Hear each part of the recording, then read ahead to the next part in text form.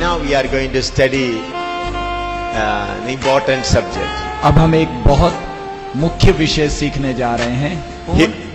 ਹੁਣ ਅਸੀਂ ਬਹੁਤ ਹੀ ਜ਼ਰੂਰੀ ਵਿਸ਼ਾ ਸਿੱਖਣ ਵਾਸਤੇ ਜਾ ਰਹੇ ਹਾਂ। Hebrew chapter 11 verse 9 and 10.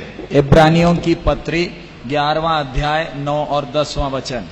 इब्रानियों ਦੀ ਪੱਤਰੀ ਉਸ ਦਾ 11 ਅਧਿਆਇ ਉਸ ਦੀ 9 ਤੇ 10 ਐਤ।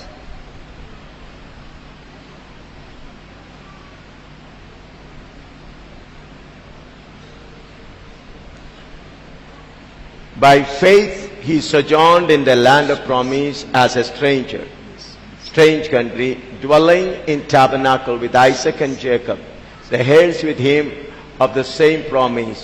For he looked for a city which hath foundation, whose builder and maker is God. विश्वास ही से उसने प्रतिज्ञा की हुए देश में, पराये देश में परदेशी के समान रहकर इसहाक और याकूब समेत जो उसके साथ उसी प्रतिज्ञा के वारिस थे तंबुओं में वास किया, क्योंकि वह स्थिर नेव वाले नगर की बाट जोता था जिसका रचने वाला और बनाने वाला परमेश्वर है। ਨੇਚਰ ਨਾਲ ਉਹ ਵਾਅਦੇ ਵਾਲੀ ਧਰਤੀ ਵਿੱਚ ਜਾ ਵਸਿਆ, ਜਿਵੇਂ ਪਰਾਈ ਧਰਤੀ ਵਿੱਚ ਉਹਨੇ ਇਸਹਾਕ ਅਤੇ ਯਾਕੂਬ ਦੇ ਨਾਲ ਜਿਹੜੇ ਉਹਦੇ ਸੰਗ ਸਨ ਉਸੇ ਵਾਅਦੇ ਦੇ ਅਧਿਕਾਰੀ ਸਨ ਤੰਬੂਆਂ ਵਿੱਚ ਵਾਸ ਕੀਤਾ, ਕਿਉਂ ਜੋ ਉਹ ਉਸ ਨਗਰ ਦੀ ਉਡੀਕ ਕਰਦਾ ਸੀ ਜਿਹਦੀਆਂ ਨੀਹਾਂ ਹਨ ਅਤੇ ਜਿਹਦਾ ਕਾਰੀਗਰ ਅਤੇ ਬਣਾਉਣ ਵਾਲਾ ਪਰਮੇਸ਼ਰ ਹੈ। So far we were studying how we should live here, how we should go through suffering and so many things. अभी तक हम जो विषय सीख रहे थे वो हमारे इस पृथ्वी से संबंधित था। इस जगत में रहते समय हमें कैसे जीना है, कैसे कष्ट के बीच में से जाते हुए हमने तैयार होना है। और ਹੁਣ ਤੱਕ ਜਿਸ ਵਿਸ਼ੇ ਬਾਰੇ ਅਸੀਂ ਸਿੱਖਦੇ ਆ ਰਹੇ ਹਾਂ ਉਹ ਇਸ ਧਰਤੀ ਦੇ ਨਾਲ ਸੰਬੰਧਿਤ ਸੀ ਕਿ ਅਸੀਂ ਇਸ ਧਰਤੀ ਤੇ ਕਿਸ ਤਰ੍ਹਾਂ ਰਹਿਣਾ ਹੈ, ਕਿਸ ਤਰ੍ਹਾਂ ਜਿਉਣਾ ਹੈ। But now we are going to study the future of our life. लेकिन हम अब जो विषय सीख रहे वो हमारे भविष्य के विषय में है। ਪਰ ਹੁਣ ਜਿਸ ਵਿਸ਼ੇ ਦੇ ਬਾਰੇ ਅਸੀਂ ਸਿੱਖਣ ਜਾ ਰਹੇ ਹਾਂ ਉਹ ਸਾਡੇ ਭਵਿੱਖ ਵਾਸਤੇ ਹੈ। God called Abraham for an earthly land, Canaan. परमेश्वर ने अब्राहम को इस पृथ्वी पर ही कनान देश के लिए बुलाया था। ਪਰਮੇਸ਼ਰ ਨੇ ਅਬਰਾਹਮ ਨੂੰ ਇਸ ਧਰਤੀ ਦੇ ਉੱਤੇ ਜੋ ਕਨਾਨ ਹੈ ਉਸ ਦੇ ਲਈ ਬੁਲਾਇਆ ਸੀ। But when he continued to talk with God, when he became the friend of God, he came to know about the city of God. लेकिन उनका परमेश्वर के साथ का बराबर का संबंध जिसके कारण वो परमेश्वर का मित्र बन गया, उन्हें परमेश्वर ने बनाए एक अनंत काल के शहर के बारे मालूम चला। ਪਰ ਉਸ ਦਾ ਜੋ ਪਰਮੇਸ਼ਰ ਦੇ ਨਾਲ ਬਰਾਬਰ ਸੰਬੰਧ ਸੀ ਉਸ ਸੰਬੰਧ ਦੇ ਕਾਰਨ ਉਸ ਨੂੰ ਪਰਮੇਸ਼ਰ ਦੇ ਜੋ ਪੱਕਾ ਨੀਹਾਂ ਵਾਲਾ ਘਰ ਬਣਿਆ ਸੀ, ਸ਼ਹਿਰ ਬਣਿਆ ਸੀ, ਉਸ ਦੇ ਬਾਰੇ ਪਤਾ ਲੱਗਾ। It was possible for him to be satisfied with the earthly blessing. Abraham के लिए यह संभव था कि जब संसार में उसे जो आशीष वायदा किया था, जब वो आशीष मिल गई उससे वो तृप्त हो सकता था। पर अब्राहम ਦੇ ਲਈ ਇਹ ਸੰਭਵ ਸੀ ਕਿ ਜਿਸ ਦੇਸ਼ ਦੇਣ ਦੇ ਲਈ ਪਰਮੇਸ਼ਰ ਨੇ ਸੰਸਾਰ ਵਿੱਚ ਉਸ ਦੇ ਨਾਲ ਵਾਅਦਾ ਕੀਤਾ ਹੈ ਉਹ ਦੇਸ਼ ਉਸ ਨੂੰ ਮਿਲ ਗਿਆ ਹੈ, ਉਸ ਦੇ ਨਾਲ ਉਹ ਤ੍ਰਿਪਤ ਹੋ ਸਕਦਾ ਸੀ। But he did not accept that blessing, but he looked for the city of God. लेकिन वो आशीष मिलने के बाद वो तृप्त नहीं हुआ, उससे तसल्ली नहीं हुई, लेकिन परमेश्वर के अनंत काल के उस शहर के लिए वो इंतजार करता रहा। पर ਉਹ ਬਰਕਤ ਮਿਲਣ ਤੋਂ ਬਾਅਦ ਵੀ ਉਸ ਨੂੰ ਤਸੱਲੀ ਜਾਂ ਨਿਹਾਲ ਨਹੀਂ ਹੋਇਆ। ਉਹ ਪਰਮੇਸ਼ਰ ਦੇ ਉਸ ਸਦੀਪਕ ਸ਼ਹਿਰ ਦੇ ਬਾਰੇ ਉਡੀਕ ਕਰਦਾ ਰਿਹਾ। It was possible for him to make a big house in the land of Canaan and settle down. वो कनान देश में अपने लिए एक बड़ा मकान बनाकर उधर हमेशा के लिए बड़े आराम से रह सकता था। ਉਹ ਕਨਾਨ ਦੇਸ਼ ਵਿੱਚ ਆਪਣਾ ਇੱਕ ਬਹੁਤ ਵੱਡਾ ਮਕਾਨ ਬਣਾ ਕੇ ਬੜੇ ਆਰਾਮ ਦੇ ਨਾਲ ਰਹਿ ਸਕਦਾ ਸੀ। Before reaching Canaan, he had to move from place to place, moving his tent and pitching it like that several places. और कनान में पहुंचने के पहले उसे लंबा सफर करना पड़ा, अलग अलग जगहों में तंबुए गाड़ता था, कुछ दिन रहता था, फिर उधर से आगे बढ़ता था। ऐसे मरुभूमि में अपना सफर वो बिताता था। और कनान ਵਿੱਚ ਪਹੁੰਚਣ ਤੋਂ ਪਹਿਲਾਂ ਉਸ ਨੂੰ ਬਹੁਤ ਹੀ ਲੰਬਾ ਸਫ਼ਰ ਕਰਨਾ ਪਿਆ। ਅਲੱਗ-ਅਲੱਗ ਜਗ੍ਹਾ ਤੇ ਉਹ ਤੰਬੂ ਲਾਉਂਦਾ ਸੀ, ਫਿਰ ਪੁੱਟਦਾ ਸੀ।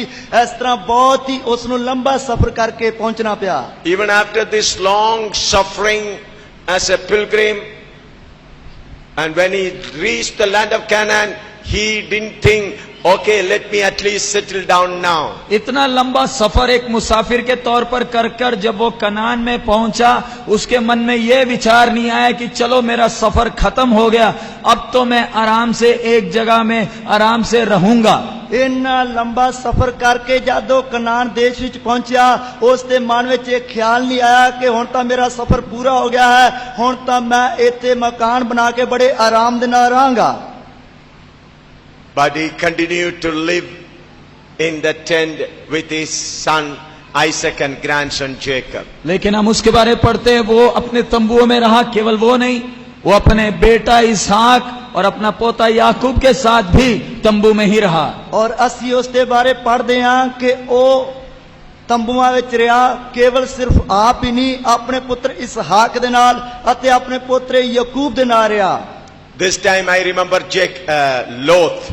और इस समय हमें लोत भाई का याद आता है। ਉਸ ਸਮੇਂ ਸਾਨੂੰ ਲੂਤ ਭਰਾ ਦੀ ਯਾਦ ਆਉਂਦੀ ਹੈ। Think about the family of Lot. लूत के परिवार के बारे जरा सोचें।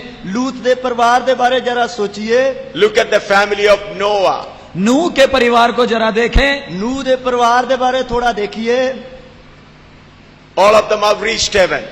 सबके सब वो सब स्वर्ग पहुंच गए हैं। ਉਹ ਸਭ ਦੇ ਸਭ ਸਵਰਗ ਪਹੁੰਚ ਗਏ ਹਨ। All of you listen carefully. ध्यान से इस बात को सब लोग सुनना है। ਧਿਆਨ ਦੇ ਨਾਲ ਸਭ ਜਣਿਆਂ ਨੇ ਇਸ ਗੱਲ ਨੂੰ ਸੁਣਨਾ ਹੈ। Noah is sitting in the paradise with his wife, his son and their daughters, all of them together, 8 of them. नूह परदोस में अपनी पत्नी, अपने 3 बेटे और उनकी बहुओं के साथ कुल मिलाकर 8 लोगों के साथ परदोस में आराम कर रहा। ਨੂਹ ਆਪਣੇ ਪੁੱਤਰਾਂ ਅਤੇ ਨੌਵਾਂ, ਕੁੱਲ ਆਪਣੀ ਪਤਨੀ ਅਤੇ ਕੁੱਲ ਮਿਲਾ ਕੇ 8 ਜਣਿਆਂ ਦੇ ਨਾਲ ਸਵਰਗ ਵਿੱਚ ਆਰਾਮ ਕਰ ਰਿਹਾ ਹੈ। Lot is all alone there. लेकिन परदोस में लूत अकेला है। ਪਰ ਪਰਦੋਸ ਵਿੱਚ ਲੂਤ ਜਿਹੜਾ ਉਹ ਇਕੱਲਾ ਹੈ। Why he became alone? वो अकेला ही क्यों पहुंचा है? ਉਹ ਇਕੱਲਾ ਹੀ ਕਿਉਂ ਪਹੁੰਚਿਆ? He desired material blessing. उसने सांसारिक आशीषों के पीछे उसके अंदर इच्छा थी। ਉਸ ਦੇ ਅੰਦਰ ਸੰਸਾਰਿਕ ਚੀਜ਼ਾਂ ਦੇ ਲਈ ਇੱਛਾ ਸੀ। When Lot was going forward with Abraham, he looked Sodom and Gomorrah and he said, at least let me settle down here and enjoy. जब अब्राहम के साथ वो सफर कर रहा था, उसकी नजरें सोदोम और गोमोरा पर पड़ी और उसके मन में तमन्ना आई, मैं उधर हमेशा के लिए जाकर घर बनाकर रहूंगा। ਜਦ ਉਹ ਅਬਰਾਹਮ ਦੇ ਨਾਲ ਸਫ਼ਰ ਕਰ ਰਿਹਾ ਸੀ, ਤਦ ਉਸ ਦੇ ਅੰਦਰ ਤਮੰਨਾ ਆਈ ਔਰ ਉਸਨੇ ਨਜ਼ਰ ਮਾਰੀ ਸਦੂਮ ਅਤੇ ਅਮੂਰਾ ਉਤੇ ਅਤੇ ਸੋਚਿਆ ਕਿ ਮੈਂ ਉਧਰ ਜਾ ਕੇ ਘਰ ਬਣਾ ਕੇ ਰਹਾਂਗਾ। He went to Sodom and Gomorrah, built a house and he became the leader of the town. और उस शहर में गया, उधर घर बनाया और वो शहर का एक बड़ा अधिकारी भी बन गया। ਔਰ ਉਸ ਦੇਸ਼ ਵਿੱਚ ਉਸ ਜਗ੍ਹਾ ਤੇ ਗਿਆ, ਉੱਥੇ ਜਾ ਕੇ ਘਰ ਬਣਾ ਲਿਆ ਅਤੇ ਉਧਰ ਦਾ ਵੱਡਾ ਪ੍ਰਧਾਨ ਵੀ ਬਣ ਗਿਆ। But that town, Sodom and Gomorrah, was punished by God. He lost everything.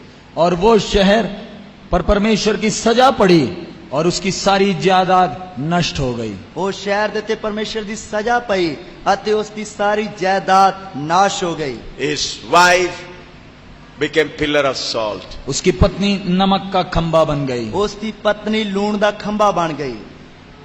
His daughters did the most evil things which one person could do. उस समय में सबसे बुरा पाप उसकी बेटियों ने किया। ਉਸ ਸਮੇਂ ਵਿੱਚ ਸਭ ਤੋਂ ਹੀ ਬੁਰਾ ਪਾਪ ਉਸ ਦੀਆਂ ਧੀਆਂ ਨੇ ਕੀਤਾ। Lot is alone, Noah with his family. लूत अकेला पहुंचा, नूह अपने परिवार के साथ परदोस में पहुंचा। ਲੂਤ ਇਕੱਲਾ ਹੀ ਪਹੁੰਚਿਆ ਪਰ ਨੂਹ ਆਪਣੇ ਪਰਿਵਾਰ ਸਨੇ ਆਰਾਮ ਦੀ ਜਗ੍ਹਾ ਵਿੱਚ ਪਹੁੰਚ ਗਿਆ। Lot, while looking at Noah and family, what he will be thinking? जब लूत नूह और उसके परिवार को देखता है, तब लूत के मन में क्या विचार आता होगा? ਜਦ ਲੂਤ ਨੂਹ ਦੇ ਪਰਿਵਾਰ ਨੂੰ ਵੇਖਦਾ ਹੋਵੇਗਾ ਤਾਂ ਲੂਤ ਦੇ ਮਨ ਵਿੱਚ ਕੀ ਵਿਚਾਰ ਆਉਂਦਾ ਹੋਵੇਗਾ? Lot will be confessing, oh, I thought of good money, I thought of good position, I thought of good respect in the society. That thought destroyed all my family. तब लूत बोलेगा, मैं जब संसार में था मैंने अच्छा धन के बारे सोचा, समाज में अच्छा नाम कमाने का सोचा, अच्छा मकान का सोचा, और यही मेरे विचारों ने मेरे पूरे परिवार को तबाह कर दिया। ਤਾਂ ਲੂਤ ਦੇ ਮਨ ਵਿੱਚ ਵਿਚਾਰ ਆਉਂਦਾ ਹੋਵੇਗਾ, ਜਦ ਮੈਂ ਸੰਸਾਰ ਵਿੱਚ ਸੀ ਤਦ ਮੈਂ ਸੰਸਾਰ ਦੇ ਧਨ ਦੌਲਤ ਜਾਇਦਾਦ ਦੇ ਬਾਰੇ ਸੋਚਿਆ, ਅੱਛੇ ਨਾਂ ਦੇ ਬਾਰੇ ਸੋਚਿਆ ਅਤੇ ਪ੍ਰਧਾਨਗੀ ਦੇ ਬਾਰੇ ਸੋਚਿਆ। My whole family. ਮੇਰਾ ਜਿਸ ਦੇ ਕਾਰਨ ਮੇਰਾ ਪੂਰਾ ਪਰਿਵਾਰ ਬਰਬਾਦ ਹੋ ਗਿਆ। Noah taught his children about the way of God. They forsaken the world. They escaped the flood. नूह ने अपने संतानों को परमेश्वर के रास्ते के बारे में सिखाया था। परमेश्वर के क्रोध से परिवार सहित वो बच गए। ਔਰ ਨੂਹ ਨੇ ਆਪਣੇ ਪਰਿਵਾਰ ਨੂੰ ਚੰਗੀ ਤਰ੍ਹਾਂ ਪਰਮੇਸ਼ਰ ਦੇ ਕ੍ਰੋਧ ਤੋਂ ਬਚਣ ਦੇ ਲਈ ਸਿਖਾਇਆ ਸੀ, ਜਿਸ ਦੇ ਕਾਰਨ ਉਸ ਦਾ ਪਰਿਵਾਰ ਪਰਮੇਸ਼ਰ ਦੇ ਕ੍ਰੋਧ ਤੋਂ ਬਚ ਗਿਆ। Friends, you may be interested to make your children doctors, engineers or businessmen. प्यारे मित्रों, शायद आप अपने बच्चों के बारे में आपके मन में कामना होगी कि मेरे संतान डॉक्टर, इंजीनियर या अच्छे बिजनेसमैन बन जाएं। ਔਰ ਪਿਆਰੇ ਦੋਸਤੋ, ਤੁਹਾਡੇ ਦਿਲ ਵਿੱਚ ਆਪਣੇ ਬੱਚਿਆਂ ਦੇ ਬਾਰੇ ਇਹ ਕਾਮਨਾਵਾਂ ਹੋਣਗੀਆਂ ਕਿ ਮੇਰੇ ਬੱਚੇ ਜਿਹੜੇ ਆ ਇਹ ਵੱਡੇ ਹੋ ਕੇ ਡਾਕਟਰ ਜਾਂ ਇੰਜੀਨੀਅਰ ਜਾਂ ਕੋਈ ਵੱਡਾ ਵਪਾਰੀ ਬਣ ਜਾਏ। That thinking is not bad. वो सोचना बुरा नहीं है, ਉਹ ਸੋਚਣਾ ਬੁਰਾ ਨਹੀਂ ਹੈ, But that thinking will take your children to hellfire. लेकिन यही विचार उनको नरक की आग की ओर ले Your जाएगा। children. यही विचार आपके बच्चों को नरक की आग की ओर ले जाएगा। ਪਰ ਇਹੀ ਖਿਆਲ ਤੁਹਾਡੇ ਬੱਚਿਆਂ ਨੂੰ ਨਰਕ ਦੀ ਅੱਗ ਵਿੱਚ ਲੈ ਜਾਏਗਾ। Many of the parents are now concerned, I will send my children to the highest school of the town. आजकल बहुत तेरे माँ बापों का विचार है, शहर के सबसे अच्छे स्कूल में मैं अपने बच्चों को भेजकर पढ़ाऊंगा।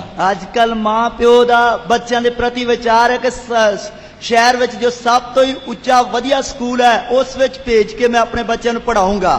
So that I can say my son is an engineer, my daughter is a doctor or a businessman, so that we'll have some position in the society. ताकि मैं समाज में कह सकती हूँ मेरा बेटा डॉक्टर है, मेरी बेटी अच्छा काम करती है, समाज में हमारा अच्छा नाम और आदर हो जाएगा। ਔਰ ਤਾਂ ਕਿ ਮੈਂ ਸਮਾਜ ਵਿੱਚ ਬਰਾਦਰੀ ਵਿੱਚ ਕਹਿ ਸਕਾਂ ਕਿ ਮੇਰਾ ਪੁੱਤਰ ਡਾਕਟਰ ਹੈ ਔਰ ਇੰਜੀਨੀਅਰ ਹੈ, ਵੱਡਾ ਵਪਾਰੀ ਹੈ, ਤਾਂ ਕਿ ਸਮਾਜ ਵਿੱਚ ਸਾਡਾ ਉੱਚਾ ਨਾਂ ਹੋ ਜਾਏਗਾ। But my friends, if you love your children, make them first the citizens of heaven. प्यारे मित्रों, यदि आप सचमुच में अपने बच्चों को प्यार करते हो तो एक बात ध्यान रखें, सबसे पहले उनको स्वर्ग का देश का नागरिक बनाएं। ਔਰ ਪਿਆਰੇ ਭੈਣ ਤੇ ਭਰਾਓ, ਜੇਕਰ ਤੁਸੀਂ ਆਪਣੇ ਬੱਚਿਆਂ ਨੂੰ ਸੱਚਾ ਪਿਆਰ ਕਰਦੇ ਹੋ, ਸਾਰਿਆਂ ਤੋਂ ਪਹਿਲਾਂ ਉਹਨਾਂ ਨੂੰ ਸਵਰਗ ਦੇ ਵਸਨੀਕ ਬਣਾਓ। Surga Nagari. ਹਾਂਜੀ, ਵਸਨੀਕ। Otherwise, your children will cry from hell. Papa, why did you give me this education? Why did you make me to become a businessman? These desires brought me to hellfire. नहीं तो आपके ही बच्चे नरक की आग में तड़पते हुए आपको चिल्लाकर बोलेंगे, हे माँ बाप, आपके ही ये इच्छाओं ने हमें बर्बाद किया, आपने हमें डॉक्टर बनाया, आपने हमें इंजीनियर बनाया और आखिर हम आग की झील में पहुंच गए। ਨਹੀਂ ਤਾਂ ਤੁਹਾਡੇ ਬੱਚੇ ਨਰਕ ਦੀ ਅੱਗ ਵਿੱਚ ਤੜਫਦੇ ਹੋਏ ਕਹਿਣਗੇ, ਹੇ ਮਾਂ ਬਾਪ, ਤੁਸੀਂ ਸਾਨੂੰ ਡਾਕਟਰ ਬਣਾ ਦਿੱਤਾ, ਇੰਜੀਨੀਅਰ ਬਣਾ ਦਿੱਤਾ, ਵੱਡੇ ਵਪਾਰੀ ਬਣਾ ਦਿੱਤਾ, लेकिन हम आग की झील में ਪਰ ਅਸੀਂ ਅੱਗ ਦੀ ਝੀਲ ਵਿੱਚ ਪਹੁੰਚ ਗਏ। God gave me 2 children, Finney and Susan. परमेश्वर ने मुझे 2 संतान दिए, फिन्नी और सूसन। ਔਰ ਪਰਮੇਸ਼ਰ ਨੇ ਮੈਨੂੰ 2 ਬੱਚੇ ਦਿੱਤੇ ਹਨ, ਫਿਨੀ ਅਤੇ ਸੂਸਨ। Many people came forward to make them big gentlemen. और कई लोग आगे आए कि इनको अच्छे जेंटलमैन बनाने के लिए। ਔਰ ਕਈ ਲੋਕ ਅੱਗੇ ਆਏ ਇਹਨਾਂ ਨੂੰ ਅੱਛੇ ਭੱਦਰ ਪੁਰਸ਼ ਬਣਾਉਣਾ ਹੈ। But I thank God, I stood in my commitment to my children, and I'm glad to say they are following my path. मैं परमेश्वर का धन्यवाद देता हूँ, अपने जिम्मेवारी को मैंने अच्छी तरह पूरा किया, मैं अपने निर्णय में स्थिर खड़ा रहा और वो दोनों प्रभु की सेवा में हैं। ਔਰ ਮੈਂ ਪਰਮੇਸ਼ਰ ਦਾ ਧੰਨਵਾਦ ਕਰਦਾ ਹਾਂ ਕਿ ਪਰਮੇਸ਼ਰ ਨੇ ਮੈਨੂੰ ਅੱਛੀ ਜ਼ਿੰਮੇਵਾਰੀ ਨਿਭਾਉਣ ਦੇ ਲਈ ਕਿਰਪਾ ਦਿੱਤੀ। ਮੈਂ ਆਪਣੇ ਫੈਸਲੇ ਤੇ ਖੜਾ ਰਿਹਾ ਅਤੇ ਉਹ ਦੋਵੇਂ ਹੁਣ ਸੇਵਾ ਵਿੱਚ ਲੱਗੇ ਹੋਏ ਆ। Here we read about Abraham with his son Isaac and grandson lived in the tent, looked for the city of God. इधर हमने वचन में पढ़ा, अब्राहम अपना बेटा इसहाक और अपने पोते के साथ याकूब के साथ तंबुओं में रहा और स्थिरने वाली शहर को ताकते रहा। ਅਸੀਂ ਹੁਣ ਵਚਨ ਵਿੱਚ ਪੜਿਆ ਅਬਰਾਹਮ ਆਪਣੇ ਪੁੱਤਰ ਇਸਹਾਕ ਪੋਤਰੇ ਯਾਕੂਬ ਦੇ ਨਾਲ ਤੰਬੂਆਂ ਵਿੱਚ ਰਹਿ ਕੇ ਉਸ ਸ਼ਹਿਰ ਦੀ ਜਿਸ ਦਾ ਕਾਰੀਗਰ ਪਰਮੇਸ਼ਰ ਹੈ, ਜਿਸ ਦੀਆਂ ਨੀਹਾਂ ਹਨ, ਉਸ ਦੀ ਉਡੀਕ ਕਰਦਾ ਰਿਹਾ। That is called the city of God. और वो शहर का नाम है परमेश्वर का नगर। ਉਸ ਸ਼ਹਿਰ ਦਾ ਨਾਮ ਪਰਮੇਸ਼ਰ ਦਾ ਨਗਰ। John chapter 14 verse 1 to 3, Jesus promised about it. यूहन्ना रचित सुसमाचार 14 अध्याय 1 से 3 तक प्रभु यीशु ने उस नगर का विषय वायदा किया है। और यूहन्ना दी अंजील उसका 14 अध्याय उसकी 1 कहत तो लेके 3 आयत तक प्रभु यीशु मसीह ने उस शहर दा वादा किया है। Let not your heart be troubled. You believe in God, believe also in me. In my Father's house are many mansions. If it were not so, I would have told you. I go to prepare a place for you. And if I go and prepare a place for you, I'll come again and receive you unto myself, that where I am, there ye may be also. तुम्हारा मन व्याकुल ना हो, परमेश्वर पर विश्वास रखो और मुझ पर भी विश्वास रखो। मेरे पिता के घर में बहुत से रहने के स्थान हैं। यदि ना होते तो मैं तुमसे कह देता, क्योंकि मैं तुम्हारे लिए जगह तैयार करने जाता हूँ। और यदि मैं जाकर तुम्हारे लिए जगह तैयार करूं तो फिर आकर तुम्हें अपने यहाँ ले जाऊंगा कि जहां मैं रहूं वहां तुम भी रहो। ਤੁਹਾਡਾ ਦਿਲ ਨਾ ਘਬਰਾਵੇ, ਪਰਮੇਸ਼ਰ ਉਤੇ ਨੇਚਾ ਕਰੋ ਅਤੇ ਮੇਰੇ ਉਤੇ ਵੀ ਨੇਚਾ ਕਰੋ। ਮੇਰੇ ਪਿਤਾ ਦੇ ਘਰ ਵਿੱਚ ਬਹੁਤ ਸਾਰੇ ਸਥਾਨ ਹਨ, ਨਹੀਂ ਤਾਂ ਮੈਂ ਤੁਹਾਨੂੰ ਕਹਿੰਦਾ, ਕਿਉਂ ਜੋ ਮੈਂ ਤੁਹਾਡੇ ਲਈ ਜਗ੍ਹਾ ਤਿਆਰ ਕਰਨ ਜਾਂਦਾ ਹਾਂ। ਔਰ ਜੇ ਮੈਂ ਜਾ ਕੇ ਤੁਹਾਡੇ ਲਈ ਜਗ੍ਹਾ ਤਿਆਰ ਕਰਾਂ ਤਾਂ ਫਿਰ ਆਣ ਕੇ ਤੁਹਾਨੂੰ ਆਪਣੇ ਕੋਲ ਲੈ ਲਵਾਂਗਾ, ਭਾਈ ਜਿੱਥੇ ਮੈਂ ਹਾਂ ਤੁਸੀਂ ਵੀ ਹੋਵੋ।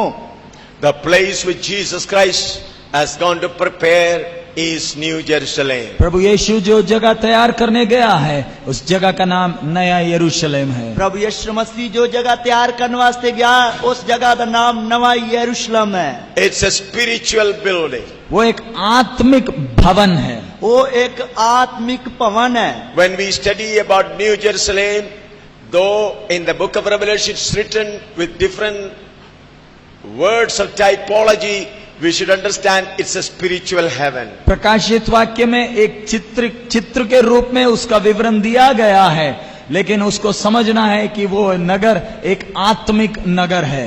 प्रकाश दी पोथी विच प्रकाश दी पोथी उसने 21 अध्याय विच उस ਨੂੰ एक मकान दे तौर ते विखाया गया है, पर जेकर उसਨੂੰ समझना है तो आत्मिक भवन है। Now it's being constructed. अब इस समय उसका काम चल रहा है। इस समय उसका काम चल रहा है। We will first see its spiritual aspect and then we'll see the literal aspect. सबसे पहले हम इस नगर का आत्मिक अर्थ समझेंगे, उसके बाद उसका शारीरिक अर्थ समझेंगे। सब तो पहला असी उस नगर दा आत्मिक अर्थ समझांगे, उस तो बाद शारीरिक समझांगे। Ephesians chapter 2 verse 20 to 22. एफेसियों की पत्री 2 अध्याय 20 से 22 तक। अफसियों की पत्री उसका 2 अध्याय उसकी 20 तो लेके 22 तक। And are built upon the foundation of the apostles and prophets, Jesus Christ himself being the chief cornerstone, in whom all the buildings are fitly framed together, growth unto an holy temple in the Lord, in whom you are also builded together for an habitation of God through the Spirit. और प्रेरितों और भविष्यद्वक्ताओं की नींव पर, जिसके कोने का पत्थर मसीह यीशु स्वयं ही है, बनाए गए हो, जिसमें सारी रचना एक साथ मिलकर प्रभु में एक पवित्र मंदिर बनती जाती है, जिसमें तुम भी आत्मा के द्वारा परमेश्वर का निवास स्थान होने के लिए एक साथ बनाए जाते हो। अते रसूलां ते नबियां दी नींव ते बने होए हो, जिहदे खूंजे दा पत्थर आप मसीह यीशु है, जिहदे विच सारी इमारत एक संग जुड़ के प्रभु विच पवित्र हैकल बनदी जांदी है, जिस विच तुसी भी आत्मा विच परमेश्वर दा भवन होण लई एक संग बनाए जाते हो। This subject you have studied many times through me and through your pastors. कई बार ये विषय आपने मेरे द्वारा और अपने पासवानों के द्वारा ये विषय कई अवसरों पर सीखा है। So I am not going to explain that. इसलिए मैं इस विषय को ज्यादा सिखाने नहीं जा रहा। कई बार तुसी मेरे द्वारा अते अपने पासवानां दे द्वारा इस विषय ਨੂੰ ਸਿੱਖਿਆ है, इसलिए इस विषय ਨੂੰ मैं हुण ज्यादा सिखाउणा नहीं चाहुंदा। 1 Peter chapter 2 verse 4 to 4 and 5. पहला पत्रस उसका दूसरा अध्याय 4 और 5वां वचन। ਪਹਿਲਾ ਪਤਰਸ ਉਸਦਾ ਦੂਸਰਾ ਅਧਿਆਇ ਉਸਦੀ 4 ਤੇ 5 ਹੈ।